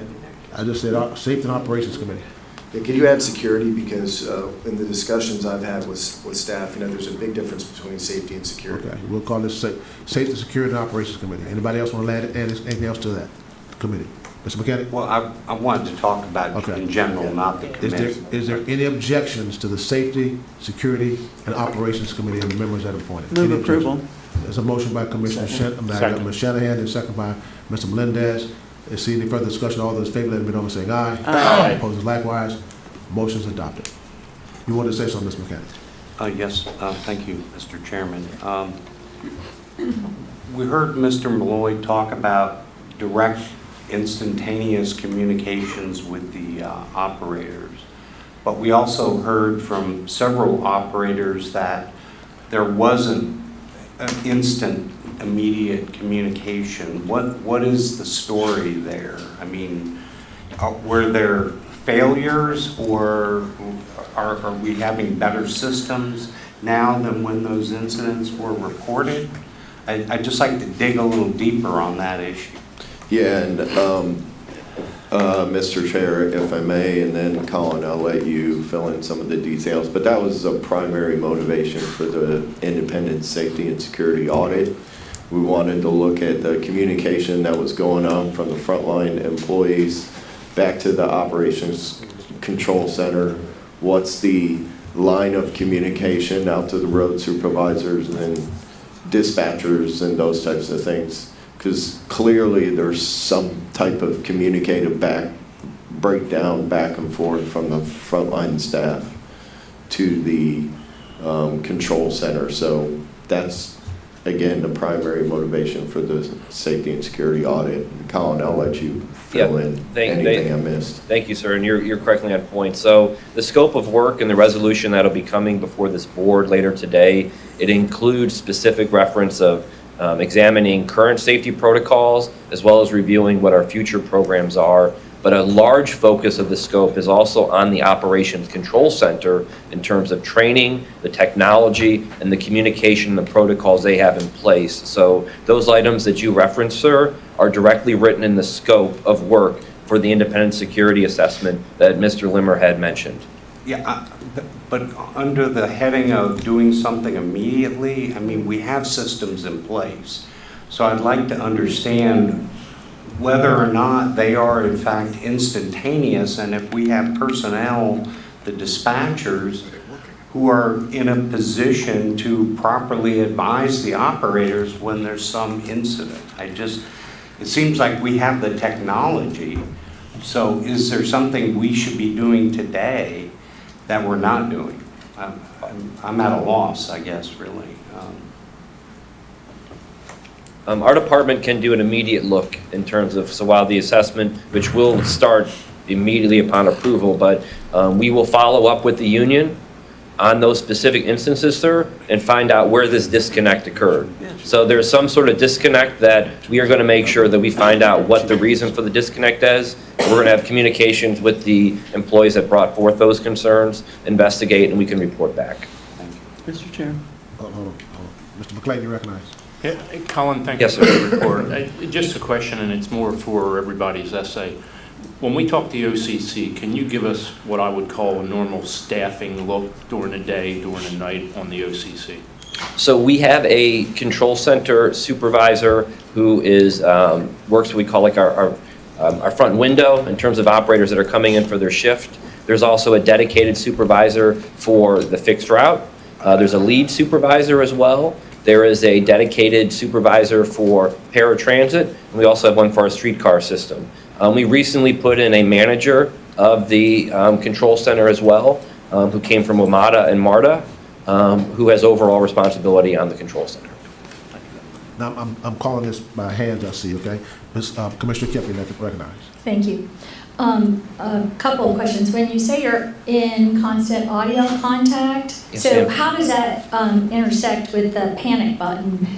People keep saying the panic buttons aren't. Yeah, so what the panic button would do is it immediately, so when they hit that panic button, it does an immediate, it shuts down the rest of the communication, so there's an immediate alarm that goes off that the supervisor has to respond to that.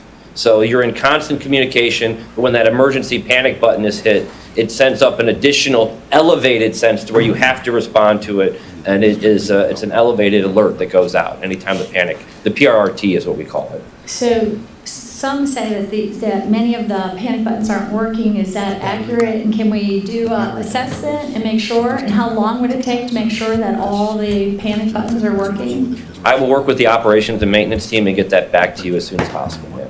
Because that would seem like a first response to have. Also, in terms of are there panic buttons too on the paratransit? Yes, there are, yes. And I have real concerns because it does seem like we have a breakdown in some ways with dispatch.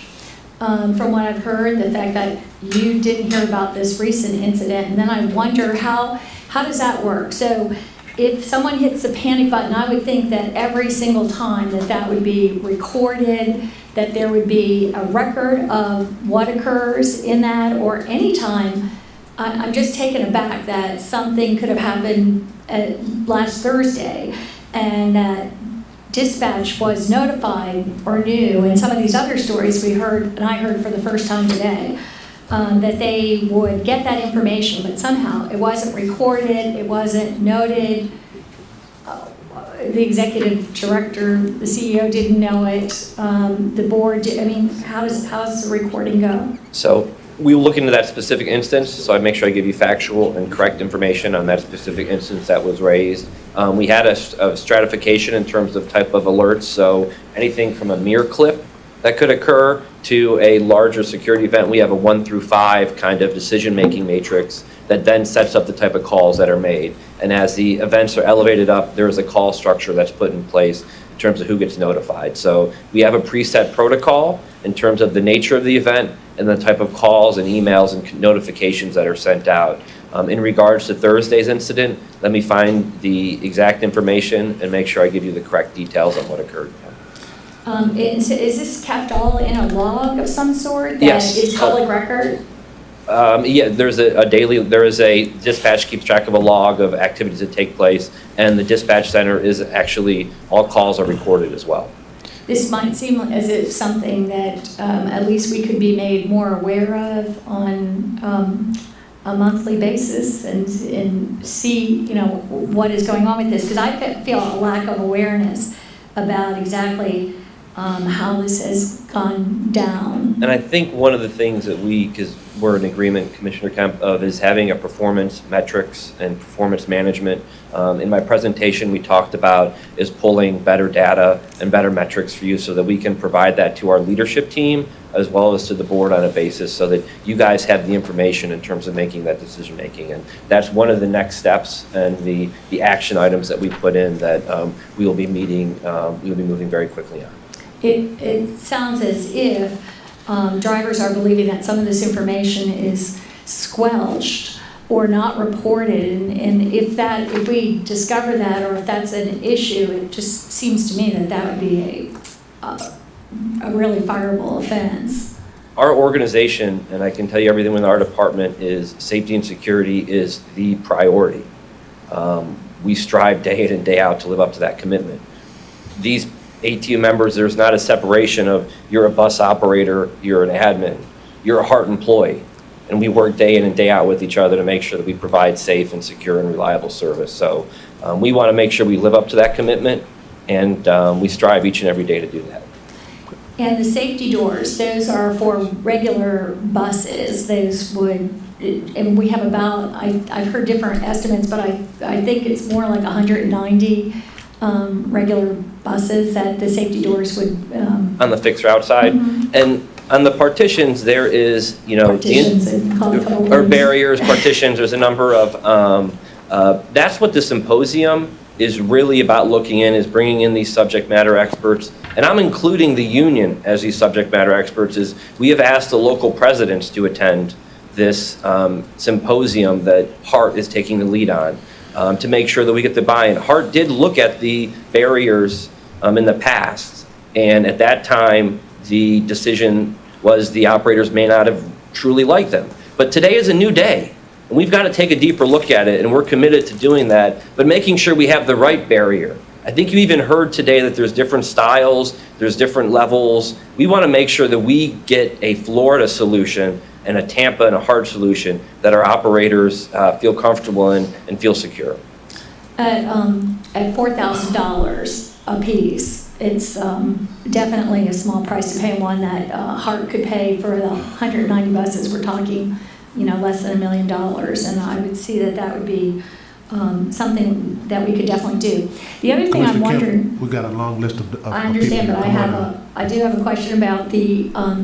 if a HART driver is assaulted, as in the case of the person that reported this morning, and we've been asked about federal law, this House bill and Senate bill, is there any escalated... It's a felony. I'm sorry? Sorry, it is a felony to assault a bus operator, and we work with the state attorney's office. Florida is a progressive state in that, to where if there is a battery on a bus operator, it is considered a felony. And we work with the state attorney general's office to prosecute to the full extent of the law. So it is a heightened, it's almost to the level of a police officer, but it is a felony for any type of battery on a bus operator in the state of Florida. Good, I wanted to make sure that was accurate, because if not, I thought we should do something with regards to that. While we could do something about the other things here, that would be something that we would have to look to our legislature for if that wasn't true. Mayor Cassidy, recognized. Just a couple things, I'll make it really quick. No, communications, I'm very familiar with communications from the police department, and we have very strict guidelines. If A happens, this is the response to it. And that's just, I don't want to question you on the communications protocol, but just to ensure that you take a lot of the human aspect, decision-making out of that. because sometimes that's what occurs. If the communications dispatcher isn't on scene, then the inclination may be to downplay it. So to ensure that that's in place. And then I would guess that it was some kind of a safety checklist that the driver has to go over before they leave the station with the bus? Yes, and that's actually in January, so from the December meeting, where some of these concerns were mentioned, there was safety concerns, exhaust, I'm not sure if you recall on that, but we did a whole training that went over pre-trips. We call it a pre-trip form, but essentially it is that form that reviews all the safety and security critical items that must be working before that bus is able to go in service. That's codified in, not to jargon, but Florida Statute 1490, which we follow, and we went through mandatory training with every single bus operator at the end of January to make sure that they felt comfortable. We revised our form. We actually created a new form so that form is easier to use for our operators so that they had a better tool in terms of making sure before they go out each morning that all the safety and security critical items are taken care of before they go out on the road. Okay, and that, are we ensuring that supervisors are held accountable as well? Because what, in my experience, is that everybody's all for safety and security until they're personally inconvenienced. Correct. So if people aren't, if the supervisors aren't ensuring that those checklists are being followed, that's just critically important. And lastly, I don't want to be too negative, but I heard when I was out there at HART talking to the operators, and then at the funeral as well, issues coming up about these panic buttons. And most of my mistakes are made on assumption, but that should have been checked the day of. And I would expect that by the end of today, you would find out if every one of those panic buttons is working. That's not a difficult task. They get on, they try it, and dispatch will let them know that it works. So that should be done by the end of the day. Yes, ma'am. That's all. Ms. Shanahan, you recognize? I agree with that. I mean, I think there's got to be a way to test the panic buttons. I just had two things. If we wanted to, was the special committee be the person that would be looking at the Senate bill and the House bill to seek some sort of engagement from the Florida delegation to review the possibility of them supporting that? Or do you want to wait a month, or should we have a motion today to do that? I haven't read the legislation, so I don't know about it. Or do you want to do something in the interim where we get the legislation, we read it, and get an analysis? We have a legislative and strategic planning committee. Right. That should be the ones that would definitely look into that. Okay. I don't know what the timing is for the vote, but I mean, we should look at it. I do think the Florida delegation can play a role, and I think they'd be activated based on what's happened here and some of the recent incidences, so we should take advantage of that in response to one of the requests from the union. And the only other thing that I would say, having experienced tragedies in the realm of the best of intentions, when I was chief of staff, we had many, but one in particular child die in the foster care system. And you can have all the protocols, you can have all the goals, you can have all the statements, all the excellence striving. You have to have measurements and all of that. And like these panic buttons, we should be able to say within 24 hours, every panic button works or it doesn't, and we're going to pull the buses off the street if the panic buttons don't work. I mean, it's sort of like how many more IMAX planes needed to fly before they were pulled off. And so let's not have another incident. Take some steps that the ATU has asked us to take immediately, measure it, report back. Can you over-communicate with these drivers? I mean, you have a very strong program in place, but I didn't hear from one of your key constituencies today their support of our program. So we have a problem with just the engagement, support, mutual respect platform of both sides of the discussion. And I'm not being naive to the challenges of money and cost and timing and all of that. But I think in this situation, you have a highlight to the ability to really be thoughtful, really be respectful, and really be over-communicating with that key constituency. And I would just encourage the entire team to do that. And take it step by step on the issues that they raised and get back to them and get back to us and get back to the public. Yes, ma'am. Thank you. Mr. Chair? Hold on. Mr. Sister, you recognize? Yes. Thank you, Mr. Chairman. Mr. Chairman, I appreciate you putting this committee together. I think it's overdue. It needs to be. It needs to happen. It gives guidance to management. It gives It gives hopefully some credibility back to the drivers and the union staff. I know at the funeral I talked to numerous drivers who were concerned about the panic buttons and this and the issues going on and the partitions and the barriers, whatever you want to call it.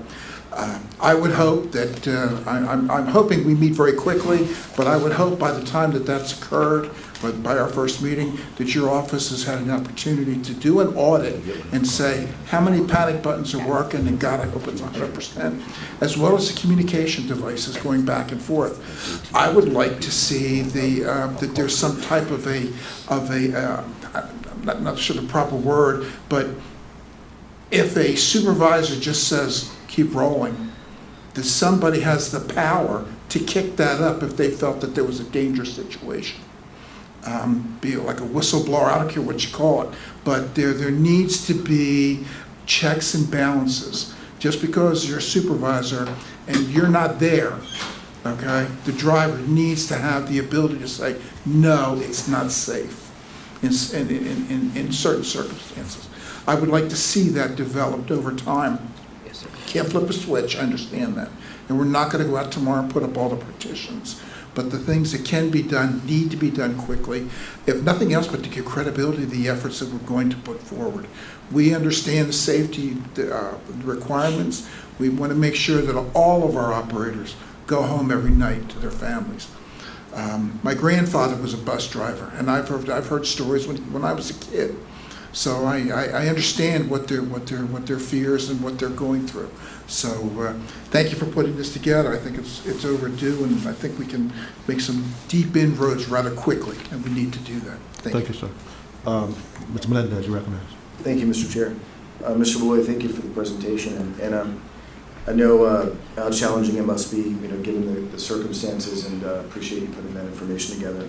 A couple things. In my visit with the operators, and Mr. Limmer was there as well, I learned quite a bit, actually, on some of the concerns that were mentioned today, and more. And for me, I guess the best way to sum up my thoughts on this matter is it's beyond the shield. Meaning, in talking with the operators, and I would encourage you, if you haven't been out, and just spend time with them, with staff. Listen to them, because even with the shield, and Mr. Mueller or staff, I don't know if you can pull up the slide 12 of the presentation, where you can see the shield. Can you guys do that? Yeah. Yes, sir. Thank you. So their logistics and their technical details, even with the shield, and there were concerns brought up as far as our policies, our onboard policies. Mr. Chair, thank you for putting this committee together. While I'm not on it, I will do my best to attend, because there's information that I learned while I was there that I'd like to share with the committee, directly from the operators. And I want to let the operators know that I spoke to, that I heard what you said, and some of it was geo-specific, meaning there are hot spots that are problem areas, and I know that we have a lot to tackle here, but one of those problems is respect and the regard for the law and policy. We have a huge problem, and it has just been a degradation, and it's something we need to talk about. One thing I'll say today is, again, I'm glad the committee's been formed, but we have a time frame here. For me, it's, first, one quick note on the shields, as far as how quickly if we decide to go that route, how quickly they can be bought, installed. I really would like to know more about the interim measures we're going to take, and Mr. Malloy, I know you covered that today, but frankly, I think, and I know that we can't talk, as board members between meetings, but we definitely need, I don't know, the phrase task force really almost comes to mind as opposed to a committee. I mean, this is the highest priority, life and welfare. At a minimum, one thing I would propose is, if you look at tab 15 of our board packets, we get our monthly information report. I think on top of the committee report, I think we should have metrics, and not even just metrics, but actual, we'll call them incident reports, anything critical to everything that we've talked about today, that we don't want to hear in 2 years from now, well, this happened to me. I think as board members, we don't need names, but we need to see, numbers of incidents. What was the nature of the incident?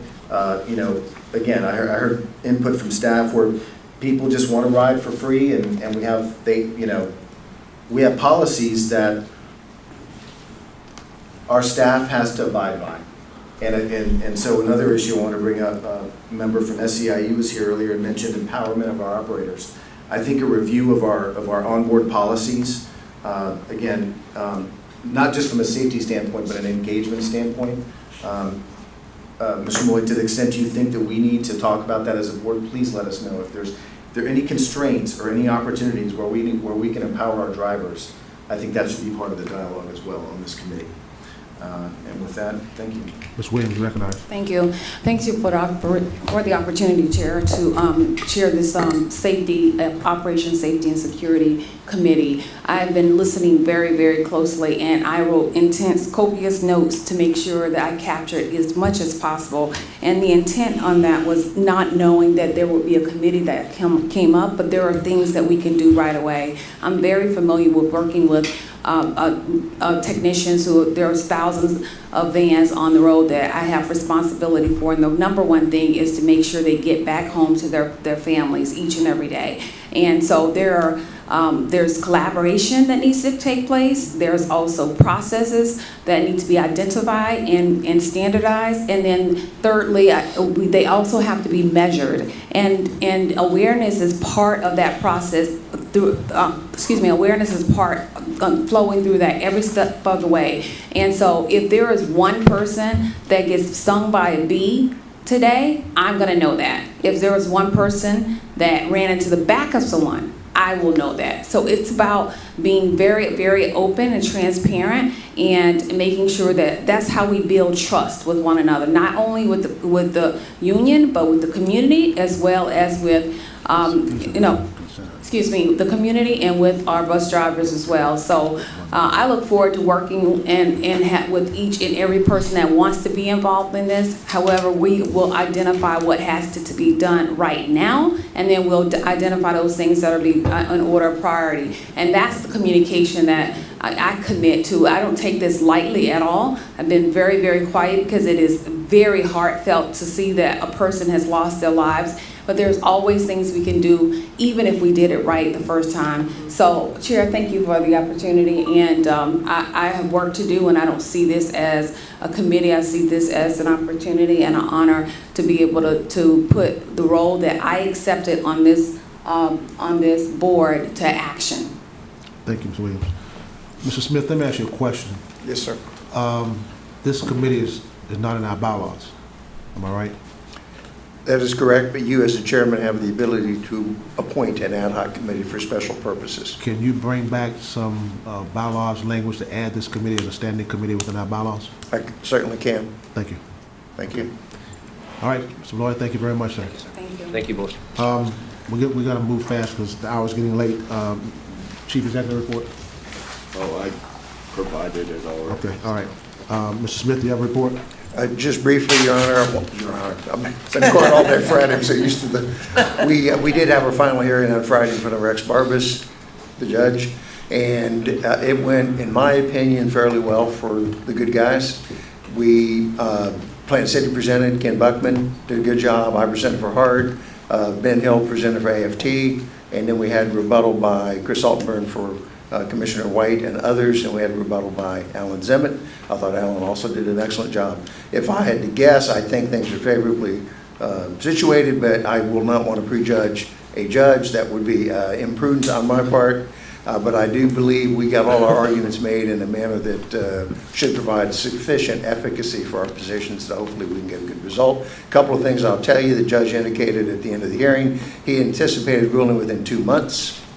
The questions dealt primarily with the statement of an allocation. The judge was concerned whether the allocation of the percentages was a dispossession of the county commission of its authority under the statute. We don't believe it is for a variety of reasons. Happy to elaborate that with you if you'd like, but not at a very long meeting at the end of the day.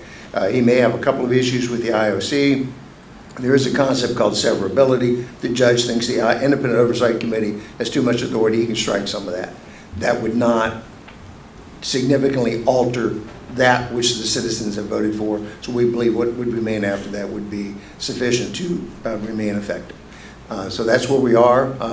If you have any questions, I'm happy to answer them, but you can also call me anytime you want. I'll give you a much more candid, private opinion of everything I think that transpired. And that's it. Thank you, Mr. Smith. Employee recognitions. Mr. Chair, members of the board, good morning. Scott Drainville, Chief of Maintenance and Facilities. I'd like to take this time to recognize the Maintenance Employee of the Month for April of 2019, Tashika Clark. Ms. Clark is a facilities route maintenance attendant and our newest route maintenance attendant for the department. She's bringing a very positive attitude and picked up her schedule and workload, many routes on a fast pace, and I want to thank her for her hard work and dedication.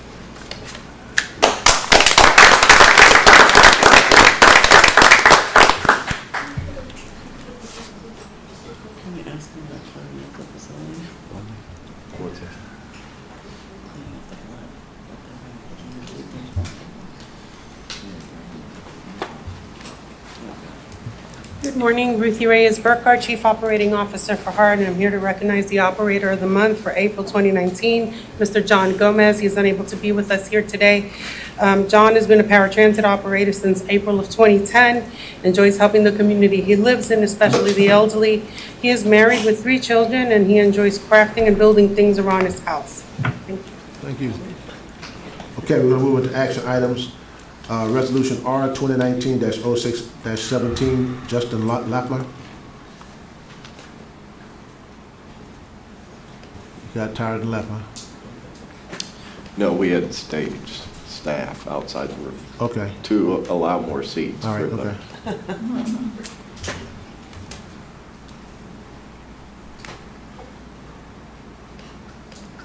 Is Brian Allen in here? I guess all the staff left.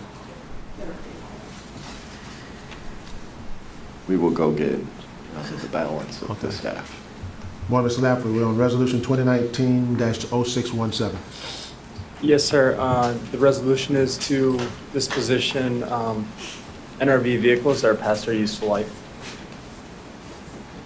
Very good. I like that short answer there. So moved. Second. So it's by Mr. Mechanic, second by Councilman Schuster, Ms. Williams. See no further discussion. All those in favor, let me know by saying aye. Aye. Opposed, likewise. The motion is adopted. Thank you.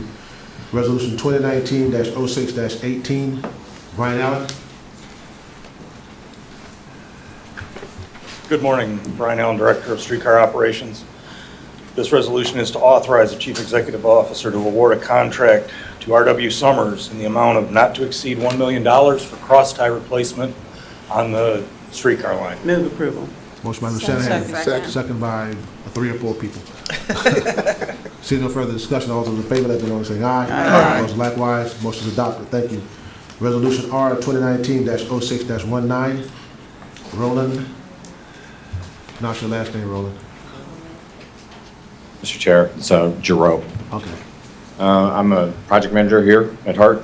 The resolution is authorizing the Chief Executive Officer to award a contract for the Northwest Transit Center Operators Break Room Project to Energy Service and Product Corporation in the amount not to exceed $165,000.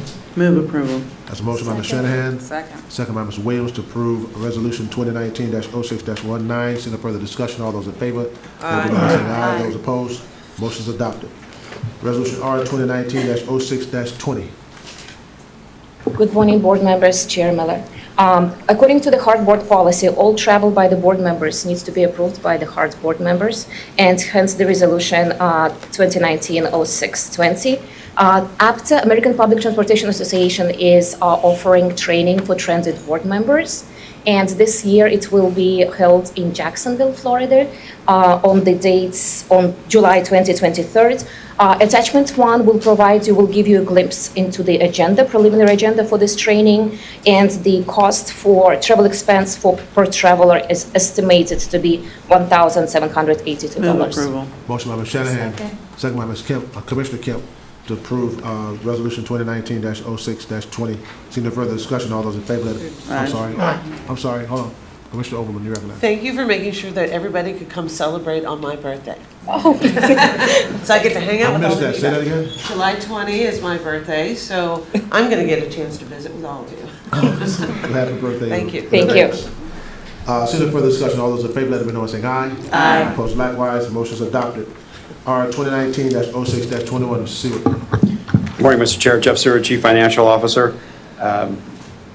Every year when we reappoint or appoint our executive committee leadership for the board, we have to add new banking cards so we can cut checks with the addition of Mr. Limmer. Second. There's a motion by Mr. Mechanic, second by some other folks have a seat. Thank you. Seeing no further discussion, all those in favor, let it be known by saying aye. Opposed likewise, motion is adopted. Resolution 2019-06-20, Mr. Malloy.